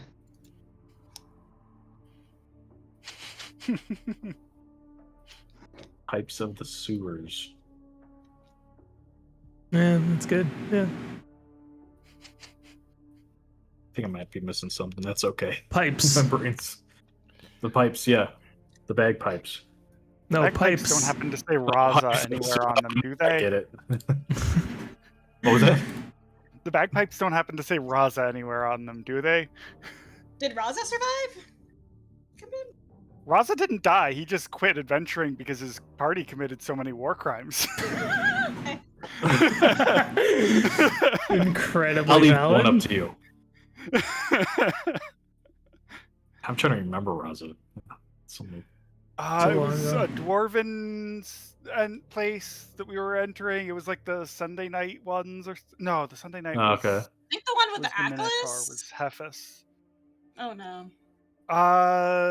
Nick was playing an elf, like swashbuckler, I want to say.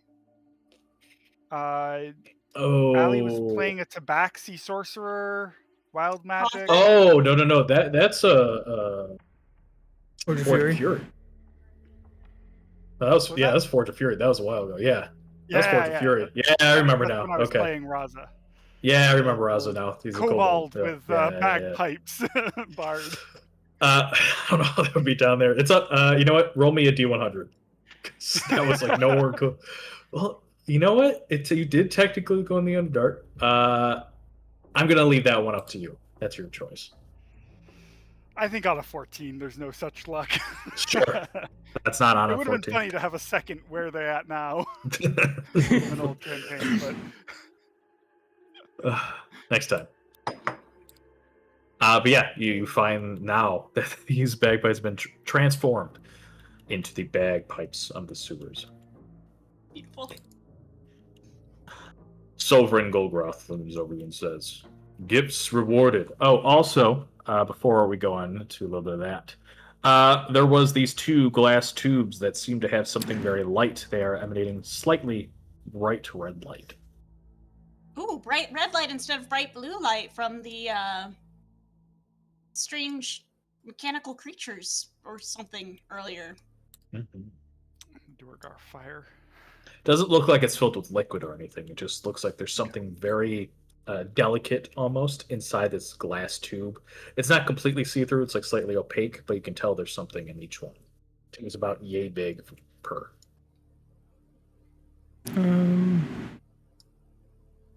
What is that? Arcana? That, pop it open, see what it is. I don't want to pop it open. Can I help? Sure. Two of you looking at it. Why not? For Arcana. Hmm? Well, An 11. You're not quite sure. It doesn't seem to be dangerous though. oh God. Don't tell me that, Joe. Chug, chug, chug. It is not a liquid. There's a physical thing, something very delicate in each tube. Snuff it. What does it look like? Does it have like? Is it just like an amorphous? Glass tube. There seems to be a single object within each of the tubes. If it's Elongated. delicate, I have It's really delicate. good sleight of hand. All right, you can go for it. Okay, Robin's gonna open one of the tubes. Sure. You're inside. Sounds good to me. You know what? Give me a sleight of hand check since you said you had a good sleight of hand. Okay, the minimum I can get on this is 20. Oh, 29. Wow. Okay. Whew. It's a good thing you're adventuring Yeah. because you would be robbing every fucking town. God damn, you'd be breaking into the Waterdeep vaults with that. Yeah, you open up as delicately as possible. As you do, you notice there's this very fine sort of seal that there is this protective band that you do manage to quote unquote sort of like disarm the runes you trace along your fingers very quickly, and they dispel with a light little pop of energy. Finally, this top, almost like a sealed wax cork, gently removes, and inside you see. You're just opening up one of them, is that correct? Or Yes. both? Just one? Inside One per- was this. Intact. Oh. Okay.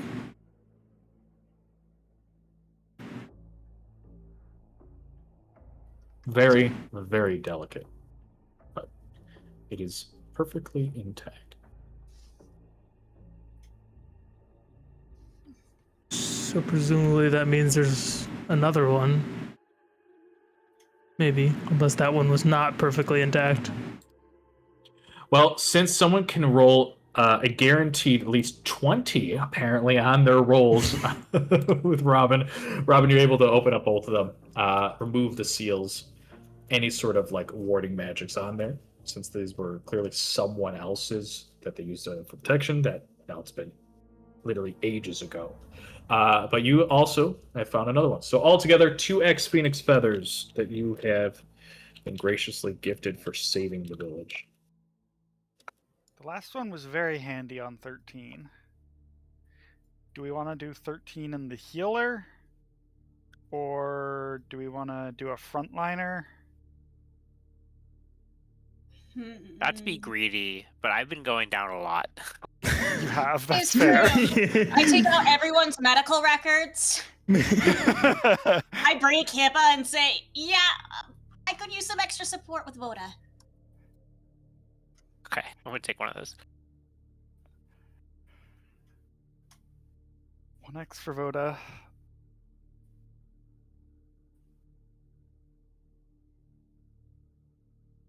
Gonna do the other on 13 again. Yeah, I think that was helpful because whenever I love 13 so much, but in the heat of battle, I try and just heal everyone else first. You know, the PCs, if you will. That's fair. We Alright, I'm need gonna give her 13 a Phoenix Feather. to complete the job.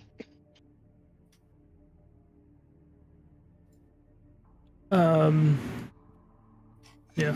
I refuse to be a bum adventurer that can't complete a job that they set.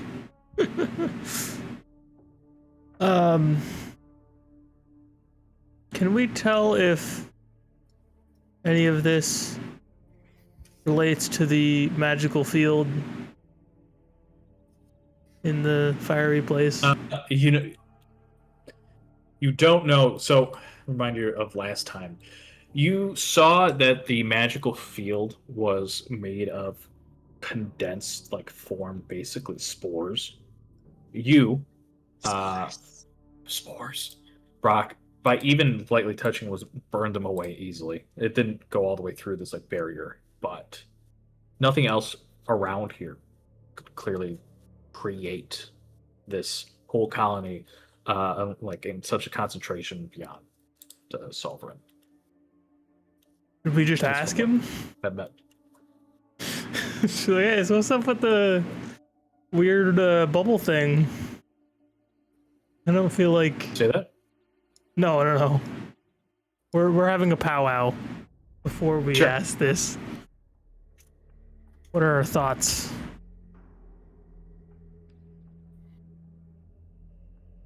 I like knowing people's secrets, but also I feel like they might take it the wrong way.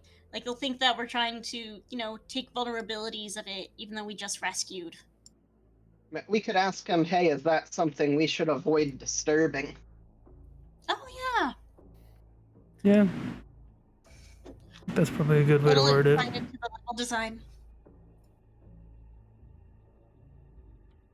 And I would also like to ask if they know anything about the horrifying tentacle monster. Or the giant horde of cats behind their home. I understand that one perfectly. Oh my god. Hey, Golgroth,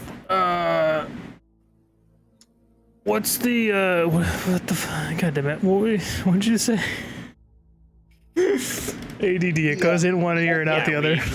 We found some bubbles. Should we avoid them? In the fireplace, where we got that boon that I have, we found a, like, bubble thing, and it was talking about you. Is that something we should avoid? You. What bubble thing? And then it stops and says, wait. The barrier. The seal. You mean the seal that protects us? Oh. What about it? Well, we just barrier to protect all of us from that which lurks beyond. The hatred, the heat, the flames. That territory is only death. Once ancient dwarves lived there. Before this one was sovereign, dwarves, and sort of points towards you, like yourself and your friend, and points towards 13, were there many, many cycles ago, but then taken, twisted, barrier formed to protect us all. And then it stops, and its voice shifts and becomes a lot more like darkened, a lot more stronger. Has it been tampered with? I lightly poked it, but I did not do anything more than poking it. It did not seem to do anything beyond that. I'm being honest, okay? Honesty is good, but honesty and foolishness lead to death. And then it stops. Its voice shifts slightly. Still curious, still somewhat hesitant, then says, but you and your companions, adventurers all, defeated newfound blight, and motions towards the squelching mess, this fucking pulpy ass mess still slopping into the river to the south. Blight destroyed. Village can prosper once more. Territory lost can be taken, grown again. New songs added to the chorus. So, barrier left to protect. But, and then it stops and kind of motions towards 13. This one's kin no longer. But maybe not. Tell me, dwarf, Brock, as you are named, what is your intention if the barrier falls? Are you saying if we would correct the mistake, or try to help you out, or? You have proven, you and adventurers, says more sternly, you have proven you are mighty indeed, defeating blight and death. But beyond, we cannot. Protection for us, the little ones, new songs, voices not matured. You see, that is safety. But beyond, and then it kind of motions towards 13 again. We don't know anymore. 13 kind of looks at you, and she kind of walks towards you, Brock, and whispers a little bit in your ear. When we were by that place, I sensed it. We need to find these discs, and from what we saw, and from what that circle teleported us by the vaults, it said Axebreaker. And from what we discovered, with the directions and mintings of coins, what's tied to what? I think, Brock, that with the Axebreaker and this teleportation, kind of shrugs and then looks towards the rest of the group and then back towards you and whispers, we've proven that we can help these people. And even though they are so alien, I sense a childlike wonder with them. Maybe we can help them. And then she looks over towards the Sovereign, and she sort of speaks up. What if we make a compromise, oh Sovereign? What if, can you remake the barrier by any chance? Is this something you can... And then it sort of raises up its hand and says, this is something that Sovereign, can do with time. Hours, a few passed. But if we remake it, it will stay permanently. 13 looks towards you, Brock, and kind of whispers and says, I think that's our only way through. I mean, it's up to you what you want to do. You clearly have the ability to pass through it, but And she looks at the rest of the group. I don't know. And then she kind of takes a step back, letting you decide. So we think that the only way to proceed with finding the discs is through there.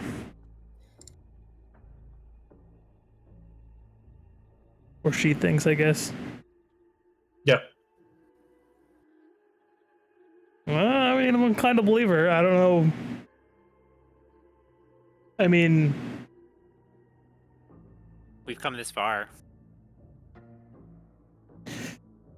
yeah, I mean, we kind of have to. And the compromise, I guess, is that we're gonna kill anything we come across. So hopefully there won't be too much that leaks out of there. In the Sovereign's monologue, he called 13 a king. Can I, with my fanfiction-y dreamy eyes, do a bit of an insight check on 13? Can I try and like figure out if they kind of have like the, I don't know, the countenance or the stature of perhaps someone literally of royalty? Sure. Okay. Would you let me have an insight, or would you like me to do something else? You can roll insight. That's fine. Okay. For the drama. 12. Damn. You know what? I'm gonna use my inspiration for this show. Okay. Sure, go ahead. 20. No. You suspect, when you saw 13 at the moment, that she is definitely knows more. You can tell that she was looking at her tattoos especially, and there was this sense of knowing, as if she's remembering more and more about herself. Whether she's an actual like king or queen or something like that, you don't know. But at the very least, her tattoos, her power seems to have some sort of, like, you could call it nobility, or at the very least, it's something like royal, something of like a higher position than most dwarves, because this is ancient magic that you don't really see this used at all anymore. All right. Lloyd's going to take out pen and parchment, and will proceed to write fan fiction about a super awesome pink-haired protagonist named 14. Ah, okay.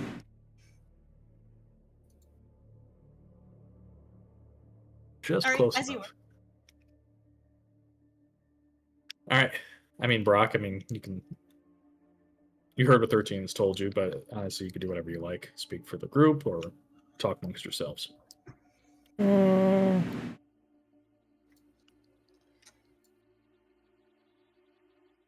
I ask her what are the odds there's a way to get out of there once we're down there? She looks at you. I don't know. That's the thing. But if I were to be honest, especially with these discs, they're all connected. And we saw, by using that teleportation circlet, a central point, a focus, an anchor, almost, is what it reminded me of. Like in a knot, with main central point, or a wagon wheel, all these spokes diverting off. So maybe I can find a way back through there. I don't know. And then she looks at you, and then looks at the like fiery aura, and looks at your hands. Well, now both of us have some sort of divine dwarven gift, right? Worst case worse, then just make us a whole, and then we'll deal with the ramifications later, right? I shrug my shoulders. Okay.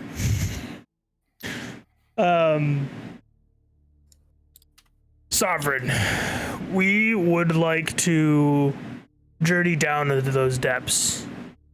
We we will kill anything we come across to try and beat back the blight or whatever it is that is down there that may be harming you. And after we go through, you are welcome to put back up a barrier and we'll find our way back out through other means, probably. Sovereign Is that an amenable takes deal? a moment. You can almost hear his thoughts, like a soft melody bouncing through the air, twisting somewhat discordant tones as if these two songs or voices kind of speak to each other until finally it melds together into this harmonious tone that envelops his voice. Calm but stern, it says, "Agreed. Since you have protected us, you will have passage. But know this, Fire Keeper. You," and it sort of looks at you and says, "with this new title, you can burn away the barrier. But know that us will construct a new one, woven stronger, melded with earth and stone. It will close behind you forever. That is the price." I kind of do a look over my shoulders of like, well, I guess this is what we're doing. As long as we have a way out. We accept. Perfect. Now, those of flesh, humanoid, creatures, adventurers, you are under our protection for this time. Rest where you might. Regain your strength. Close, bind your wounds, so you may be ready for the evils that await in the fire. So, mechanically, you are all able to take a long rest. Congratulations. Let's you will be fed. You go. will be rested. I will say, just for our overview, kind of world map, will not count as a day for that mechanic, so we'll just keep it as is. So it'll still be at 16. So beyond that, if you would like to attune to your new magical ring, now's the time. You still have the +1 Morning Star. If nobody wants to use it, then fine, just put it in the pack somewhere. Or it can be used as a backup. It's a +1 magical weapon. Still, useful for anybody really that can't, use it. It is a martial weapon. What does wood have Sure. as a weapon? That's an excellent question. I Pieces mostly are use the- spells. You should have Pieces are a the physical classic weapon just in nerd weapon, case.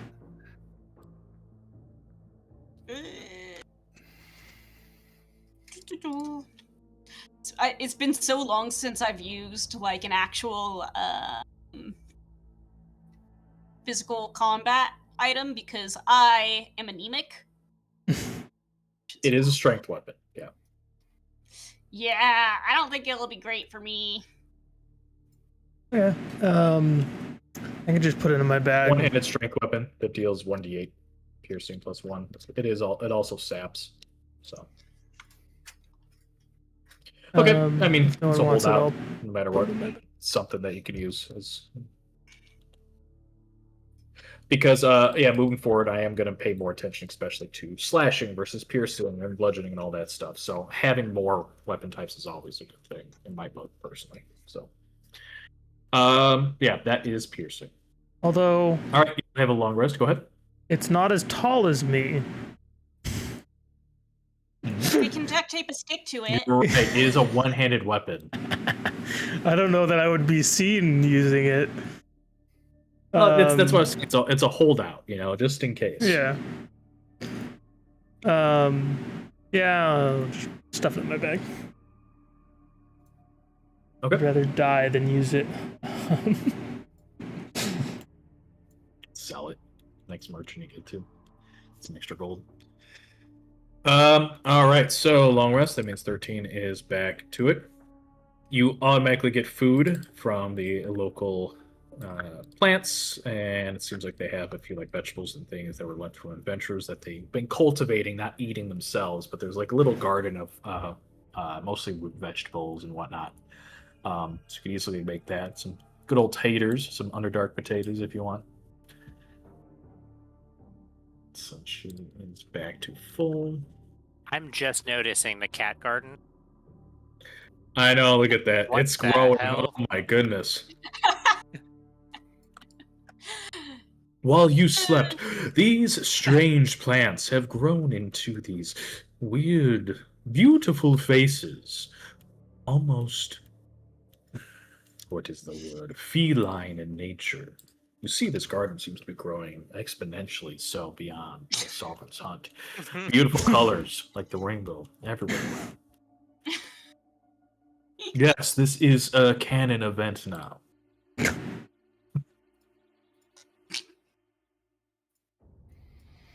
Strange magics indeed deep below the surface. Can it be Underdark catnip? Can Wood start it's- rolling in it? Sure, go ahead. You got it. Who is attuning to this? Me. Beautiful. All You right, let's make. you want a note help of with that? You also have a bleeding token. I don't know why that's on you. So. Oh, because I was damp earlier. Oh, okay. I got I wet. didn't know. It's all good. Rokita, do make you a note want that you help have with, resistance to that. I can Yes, I would love add help that. on that. All right, Joe, I need access real quick. Sure. Give me a sec.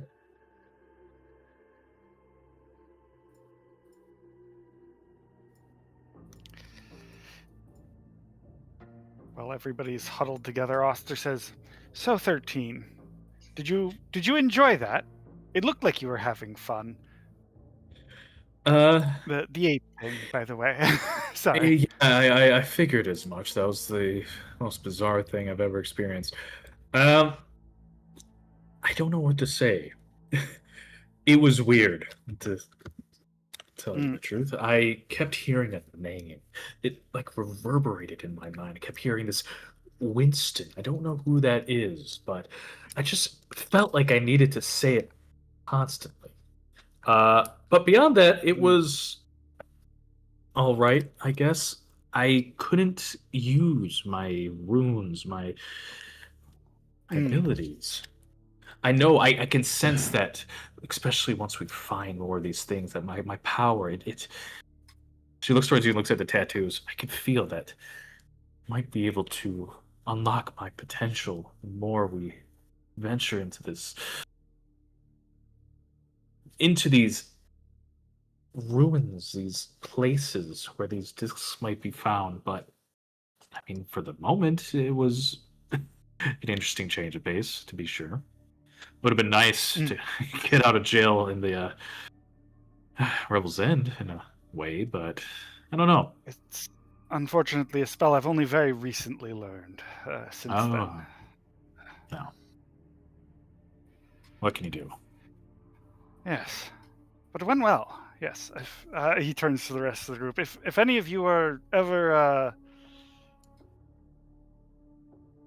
in a tight spot, it might be able to get you out. It does help you survive a good bit. That was a part of the hope. So let me know if you ever want to just go apeshit. All right. I guess we'll call it that.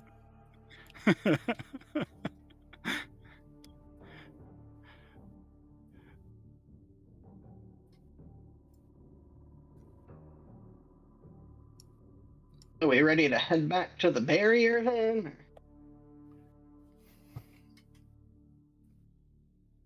Hold up, Yeah, I I'm think we almost should be done all with set. this. Okay.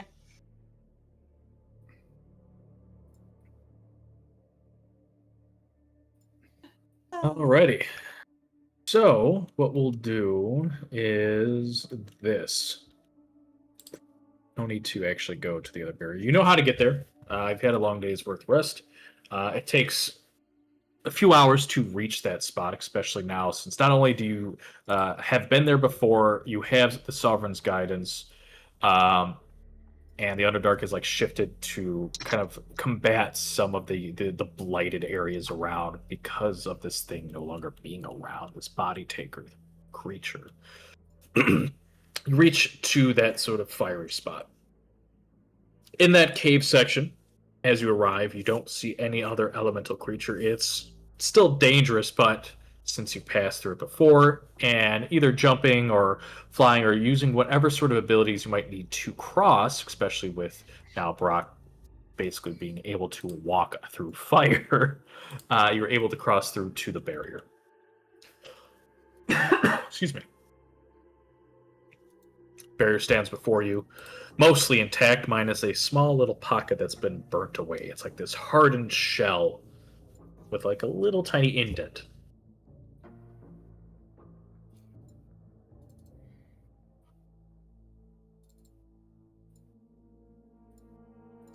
As you will approach, you hear a voice echoing softly, faintly from this hardened spore barrier. Golgora's voice. It echoes out towards you and says, "Reach with fire. Burn it so it may be built anew, stronger, more powerful, more permanent to the flames. Burn it away." I will push my way into it. Okay. Push your way. The hand pushes through the barrier.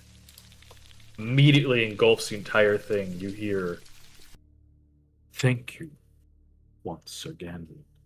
This most likely will be our last chance to talk. Good luck." Once more. And then finally, the last little bit, spore barrier dissolves away. And beyond you, down is not just a excuse me.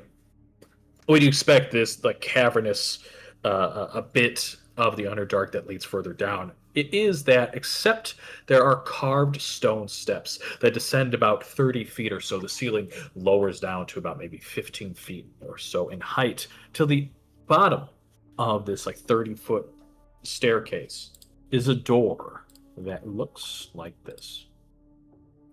13 looks at it immediately. Oh. I know this. She starts walking down the steps, reaching out almost as if her mind isn't her own for a brief moment. I know this. I remember, but don't remember someone else's memories. And then she goes and reaches her hand towards the door.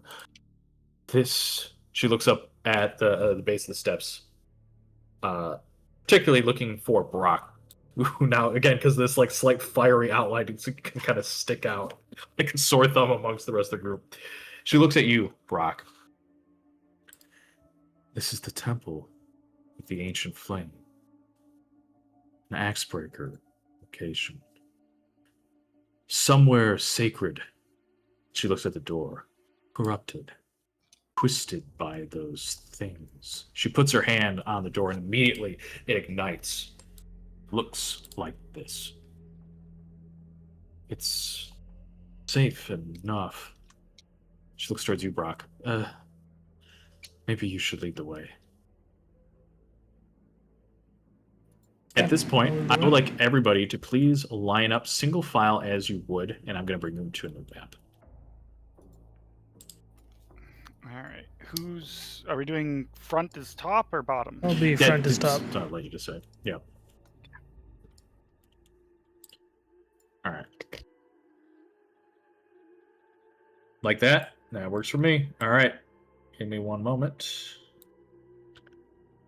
Voda icon. What is that? That is my root. It's gone now. Okay. Protected me from like Oh, the poison. You know it. Yeah. Gotcha. Didn't even need to do that because we all kicked so much ass. All right. It's okay. And oh boy, now we are moving on to Little fire temple. Ocarina of Time music plays, and you see the fire temple emerge on the top of your screen. Give me one moment. Let me bring it all to the new spot. Boom. All right, so you move forward, and as you descend down to the steps, the ceiling narrows down to somewhat of a cramped 10-foot tall, 5-foot wide, single file. Let me set the dynamic lighting. Boom. Doot. Close that. Sorry.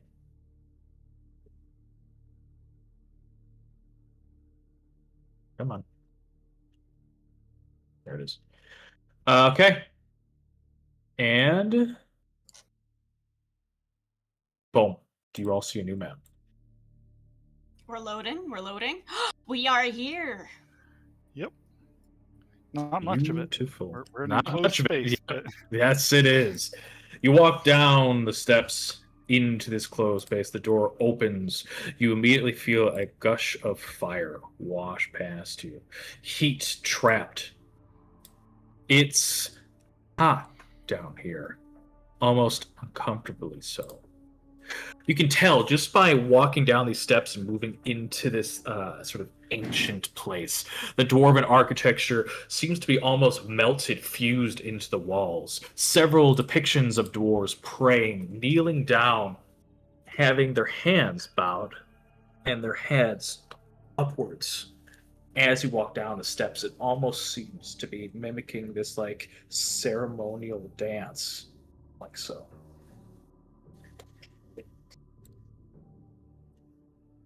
What would you all like to do? I guess I'm just gonna Awfully dark down here. start walking. I'm just gonna refresh. Anyone create a light source, or how would you like to do this? Yeah, if no one does, I'm lighting a torch because I can see. You're lighting a torch? Fuck Okay. all. All right. Lighting a torch. I'll give you the icon, and keep in mind you can only attack with the one hand. Yep. Why can I not find the light bulb icon? I know. I think it's inspired. It's inspired. I'm gonna give you 2020 for that. Perfect. You light a torch. You can now see the hallway, as I said. Some of you, the taller ones especially, it's cramped, narrow. Again, only 10 feet tall, 5-foot wide corridors.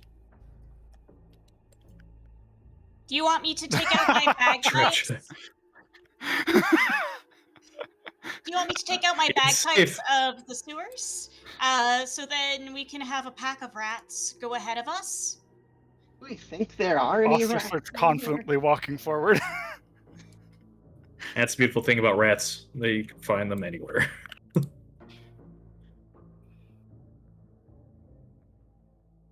right, let me. I'm just gonna grab the token just in case you want to summon them. Sorry, I'm bouncing Oh, this between place maps. is very safe. Nothing to worry about. Yeah.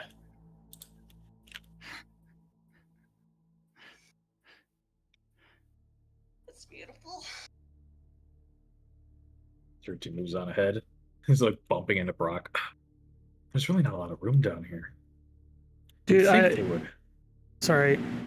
Fucking the sheet is just broken. It will not let me actually name this item. It just keeps showing up as new item. So the new item in your attunement slots is the dual ring of resistance. I can't figure it out. I'm also just gonna manually add. Oh, and it disappeared. Sorry, continue. Do whatever you want.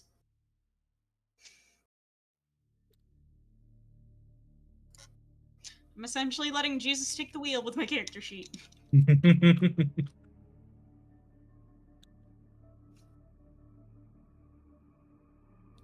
doesn't save any of my settings.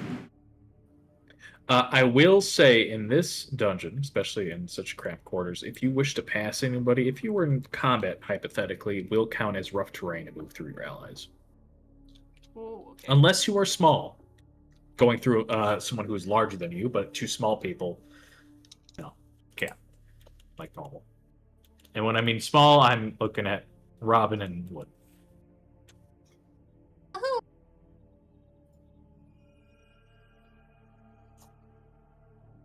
You know what? I think. Would it be too much of a pain in the keister for whomever's up front to summon or to have rats in front of you? I kind of want them to be like optional.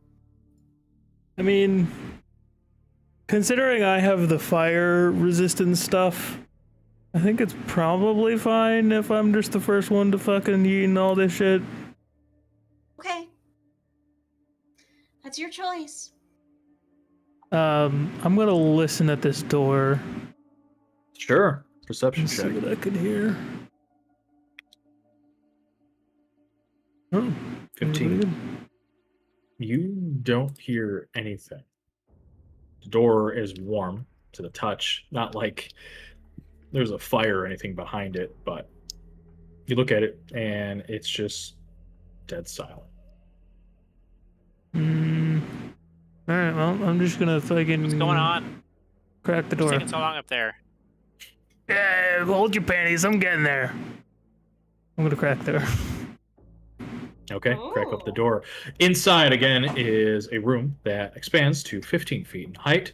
That walls are covered in murals of ancient dwarves, some of them kneeling, some praying. It seems to be almost ceremonial. Several of the sarcophagi in the room are cracked open. There are also several burial urns. It seems to be some sort of burial chamber area for the sanctimonious dead.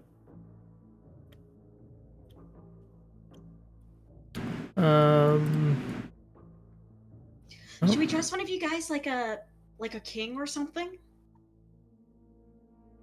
for this room? Doesn't strike me as necessary. Can I do a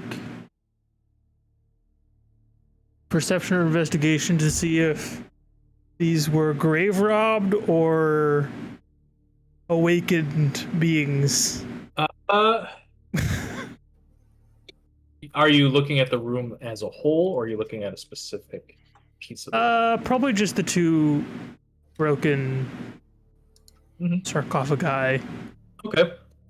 So you're looking if they were robbed or awoken? Yeah. Okay. Investigation check.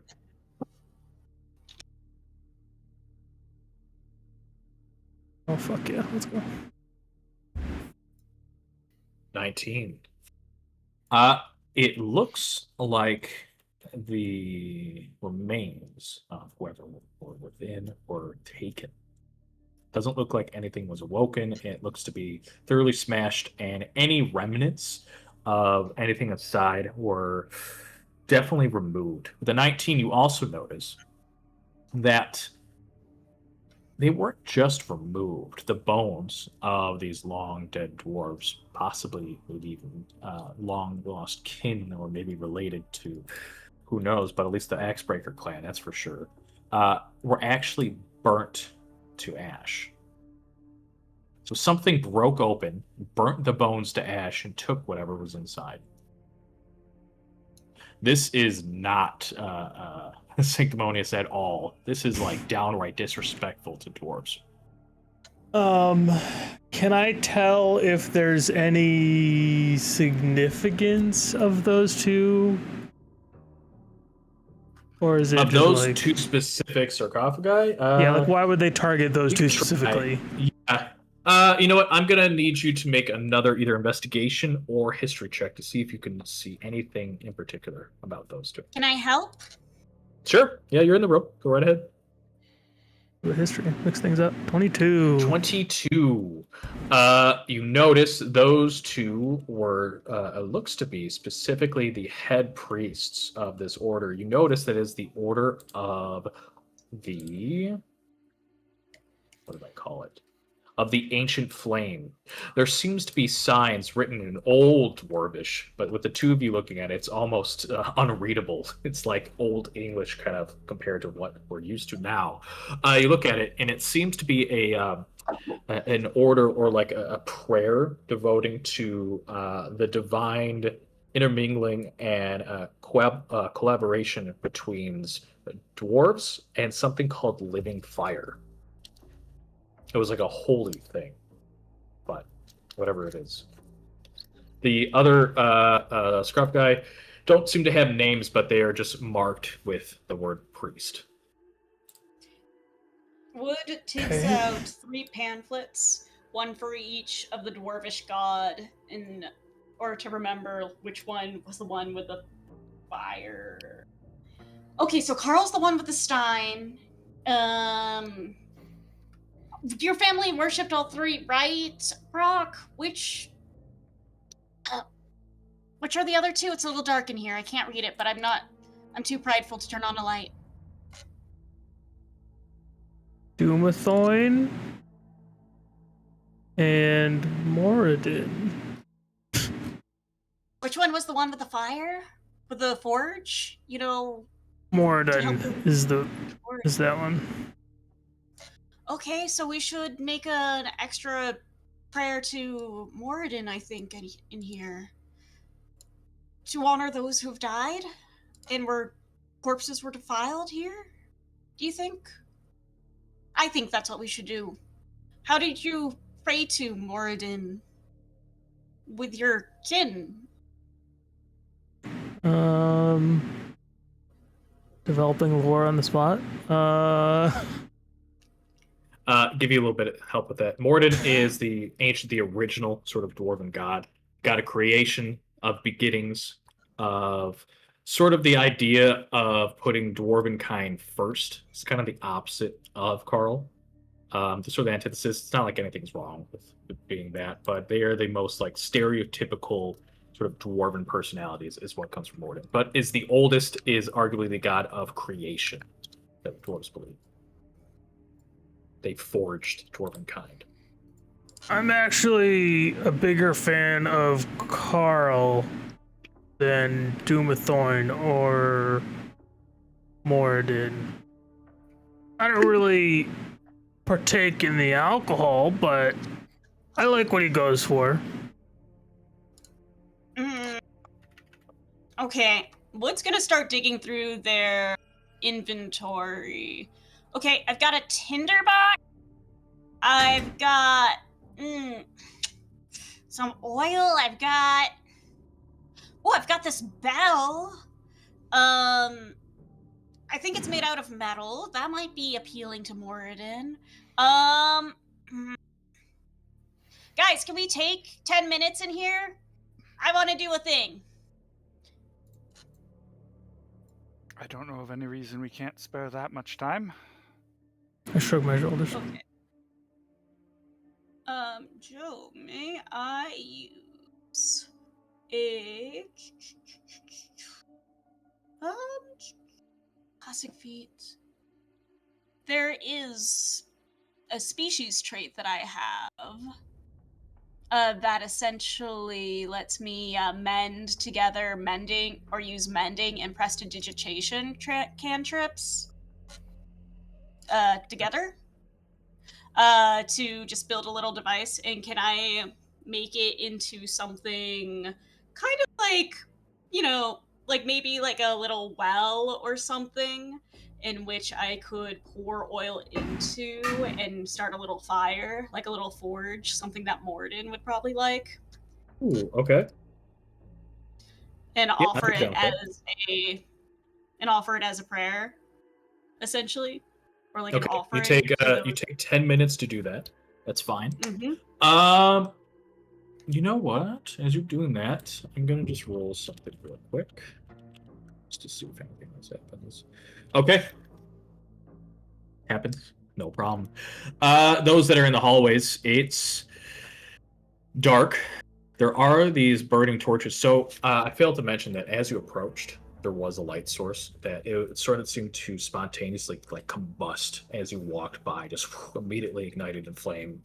This time it is actual flames, but it sort of follows that same idea that these magical flames seem to have been ignited aware of your presence.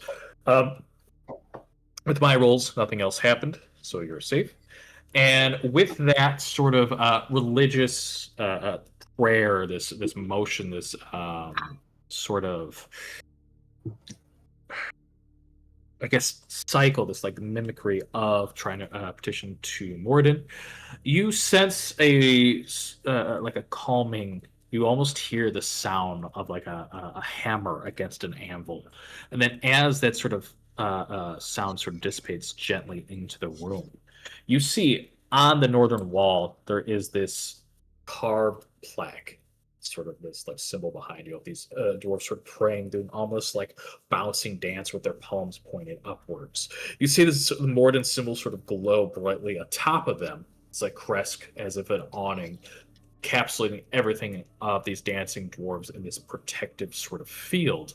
And then you get a symbol that seems to glow slightly. It's more of a loose depiction, almost like a hieroglyphic sense, of dwarves doing this sort of prayer dance. And then two of them, one of them leads toward this like giant pool of water that seems to be, instead of like dousing fire with water, put it out, it's the opposite. It's this pool of water that, as someone seems to be pouring fire into it, it seems to douse the water away, filling it with fire, and then something is there. Wow.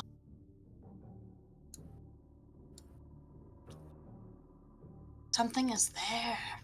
You don't know what it is, but it's like they're almost reaching towards something in this pool. Okay. Does it remind me of the fire elemental avatar at all? No, it doesn't look anything No. like that. What I mean by Beautiful. something, it looks like an object, like a physical thing, but that's all you get, sadly. It's too worn away. Beautiful. Okay. Beyond that, there was nothing else you saw within the room. Perfect. All right. Let's continue on. Go up front.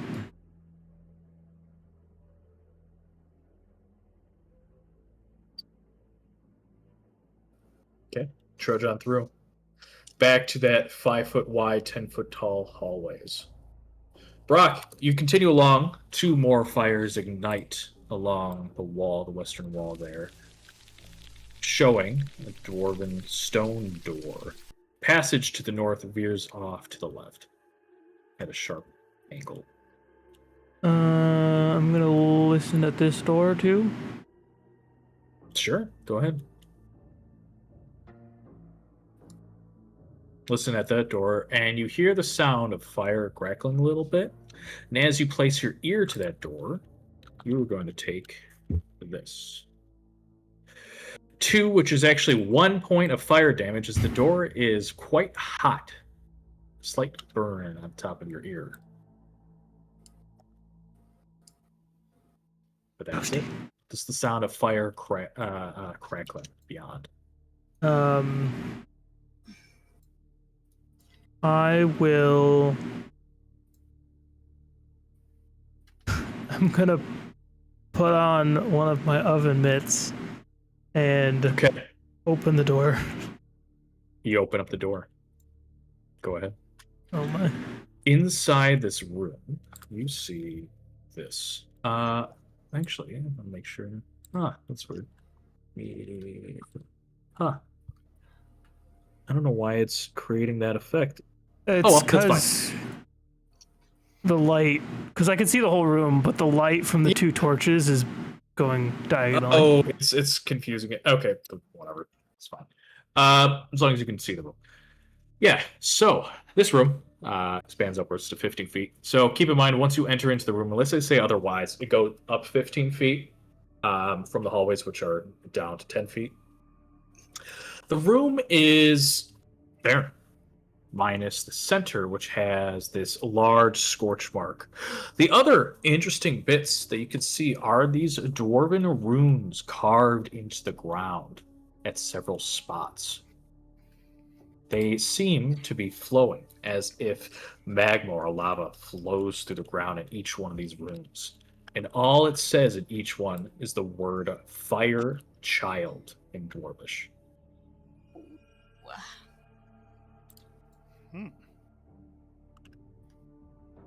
So scorch mark in the middle of the room. Everything else is gone, taken, moved, whatever it was.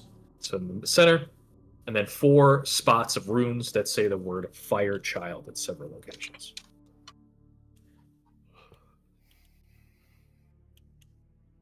Should I just Is that go you? in? That sounds like me, I'll be honest.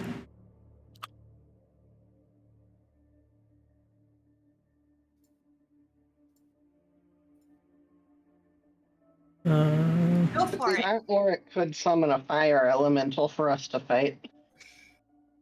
As long as it isn't a Or godly it could one. summon a fire elemental for us. That could be it. Go for it, Rock. Rock. Does someone want to try to do an Arcana check as I walk into this room? I can't see it. I think it may be advisable if someone does it from the doorway. It feels like it may be bad if someone else comes in here.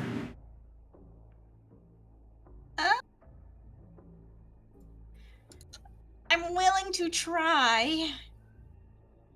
Arcana. 1, 2, 3.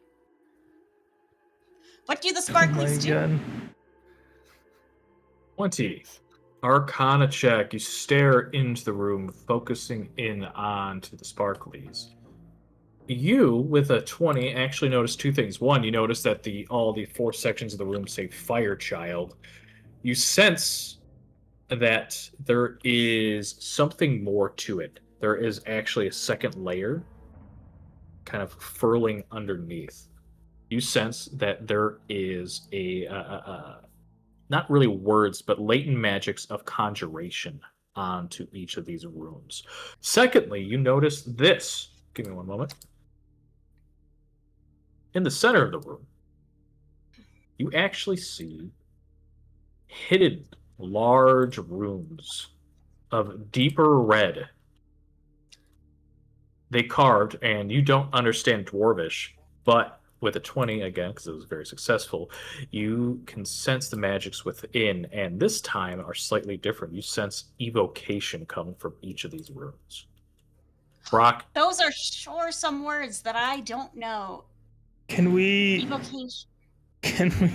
like fucking shitty Pictionary to have would describe them to me? oh my god. Performance check. Go ahead. Oh, performance check. Yeah, because this is A bard Pictionary. doing performance? No. Are you proficient? No. I do not believe so. You're not proficient. Oh, maybe. Okay, it's half a circle, right? For proficient. I think that means so you're bards. You have like jack of all trades, so you have like half proficiency, or I forget what it's called. Oh 20! my god. 20 success. Using Pictionary. How do you want to describe this? You go ahead.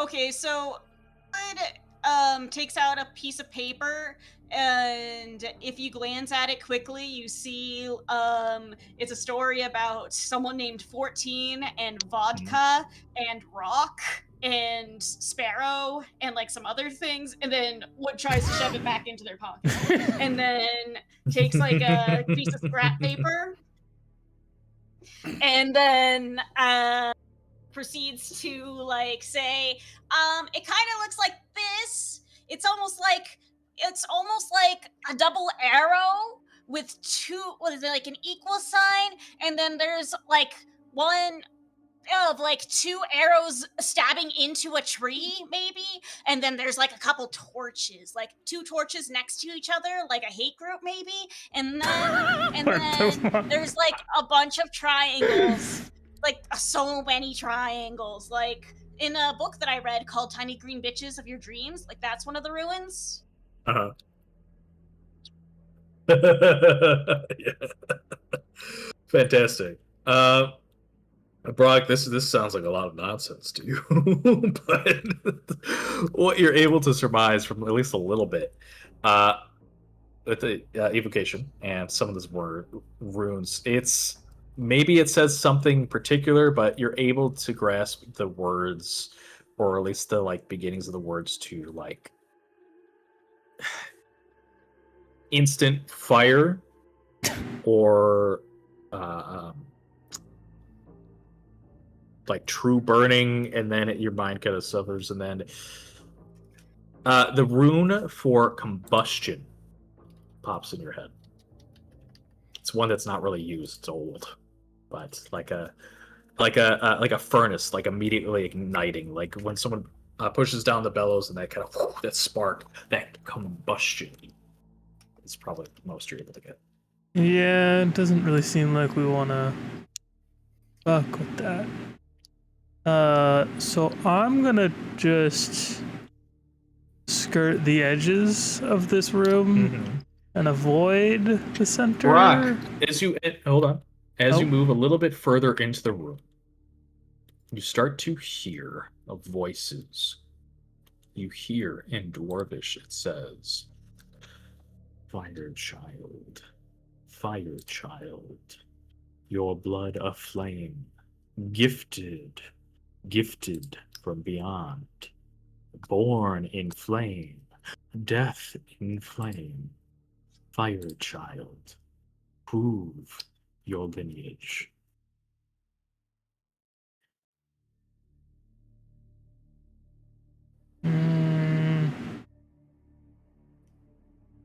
Now I feel like I need to just walk on all of the small ones. I'll have my healing spells ready for you, buddy. The small ones just say fire child, right? And they were what kind of magic? Conjuration. Conjuration. I mean, that could be a lot of things.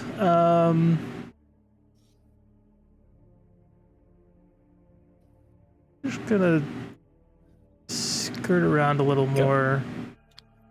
Skirt around. I can. Fire child. Fire child. Prove your worth, your lineage, your blood, lest you will be rejected at the sanctum's doors. What's this door feel like? What's the vibe? The vibe? Okay, you're looking at it. Yeah. It is a simple stone dwarven door. It seems to be covered in blast marks on the inside, as if something exploded towards the door. All right. Well, fuck it. No balls. Okay, you step onto the room, and as soon as you do, two things happen. One, the rooms ignite, and you feel something rising up from the ground beneath you, Brock, pushing you away. Please make me a dexterity saving throw.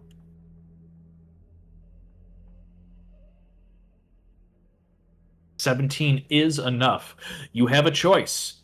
You are forced to move, but you may place yourself within 5 feet anywhere from those rooms. I'm not going left, I'll tell you that much. That's what I was checking. Secondly, as this is happening all at the same time, Wood and Voda and Oster, you are at the door. You see this like fire emerge out from these rooms, this burst of flames. And as that is happening, what are you all doing at this time? Can I be roasting popcorn? One of my rations. Sure, that's fine. Okay. So the door's wide open. You're roasting some popcorn. It's hot enough in here that it's just starting to pop by itself. The other two that are at the door, what would you like to do? I'm like struggling to even see what's going on. Yeah, Okay, same. that's fair. All I Just can really see is cleaning the my wall up to about Oh my God. here. Okay, opposite. so I'm the only listening person who for any sees it is noises. Voda. Actually, now that I'm looking through your eyes, Voda would be the only one who literally sees this happening. Yeah, would. Yeah. You alright, Brock? Yeah, I'm fine. Okay, There was so this is no like a other- split-second thing. I didn't know if you were doing anything in particular at this specific Oh. moment in time. Yeah. No. No No, reactions. nothing. Okay, that's fine. This happens. With emerging out of the rooms, the fiery rooms burn away, revealing this. And then this. Out of each of the rooms, clawing out of the fires itself, are several dwarves. But not normal dwarves. Dwarves made of fire and steel and brimstone. They look at you, Brock. It's roughly the same size or so. One looks you up, eyes you up and down. Brock, immediately make me a religion or history check. Since you are a dwarf, you have advantage on this.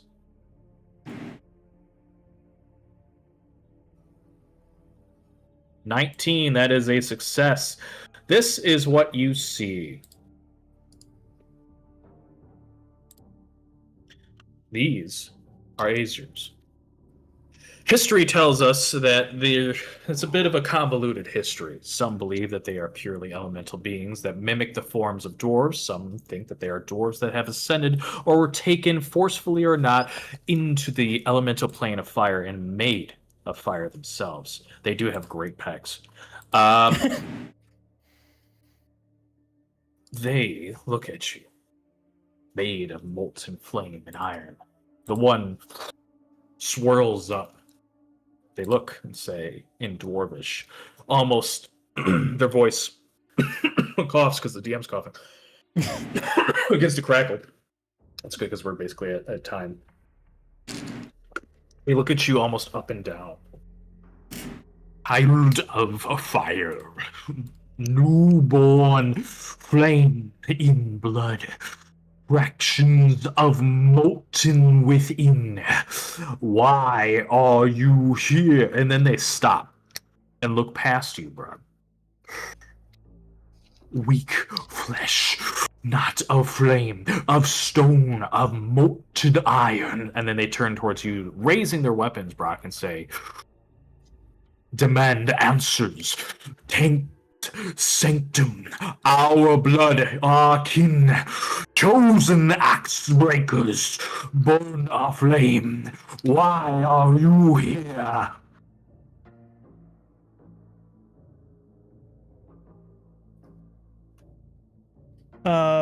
Should we? That feels very You wanna leave dramatic. Perfect.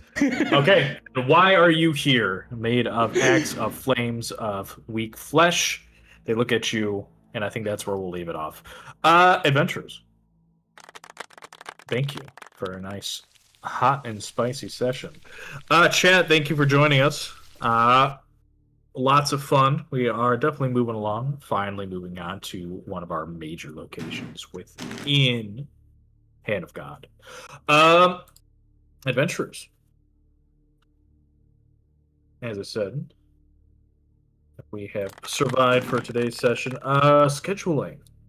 How are we looking next week, the 30th? No problems here. Sounds Be all good. set. Perfect. All right. Well, chat, make sure to join us next week on the 30th. Same time, same place. And I guess we will leave it at that. Bye. Oh boy.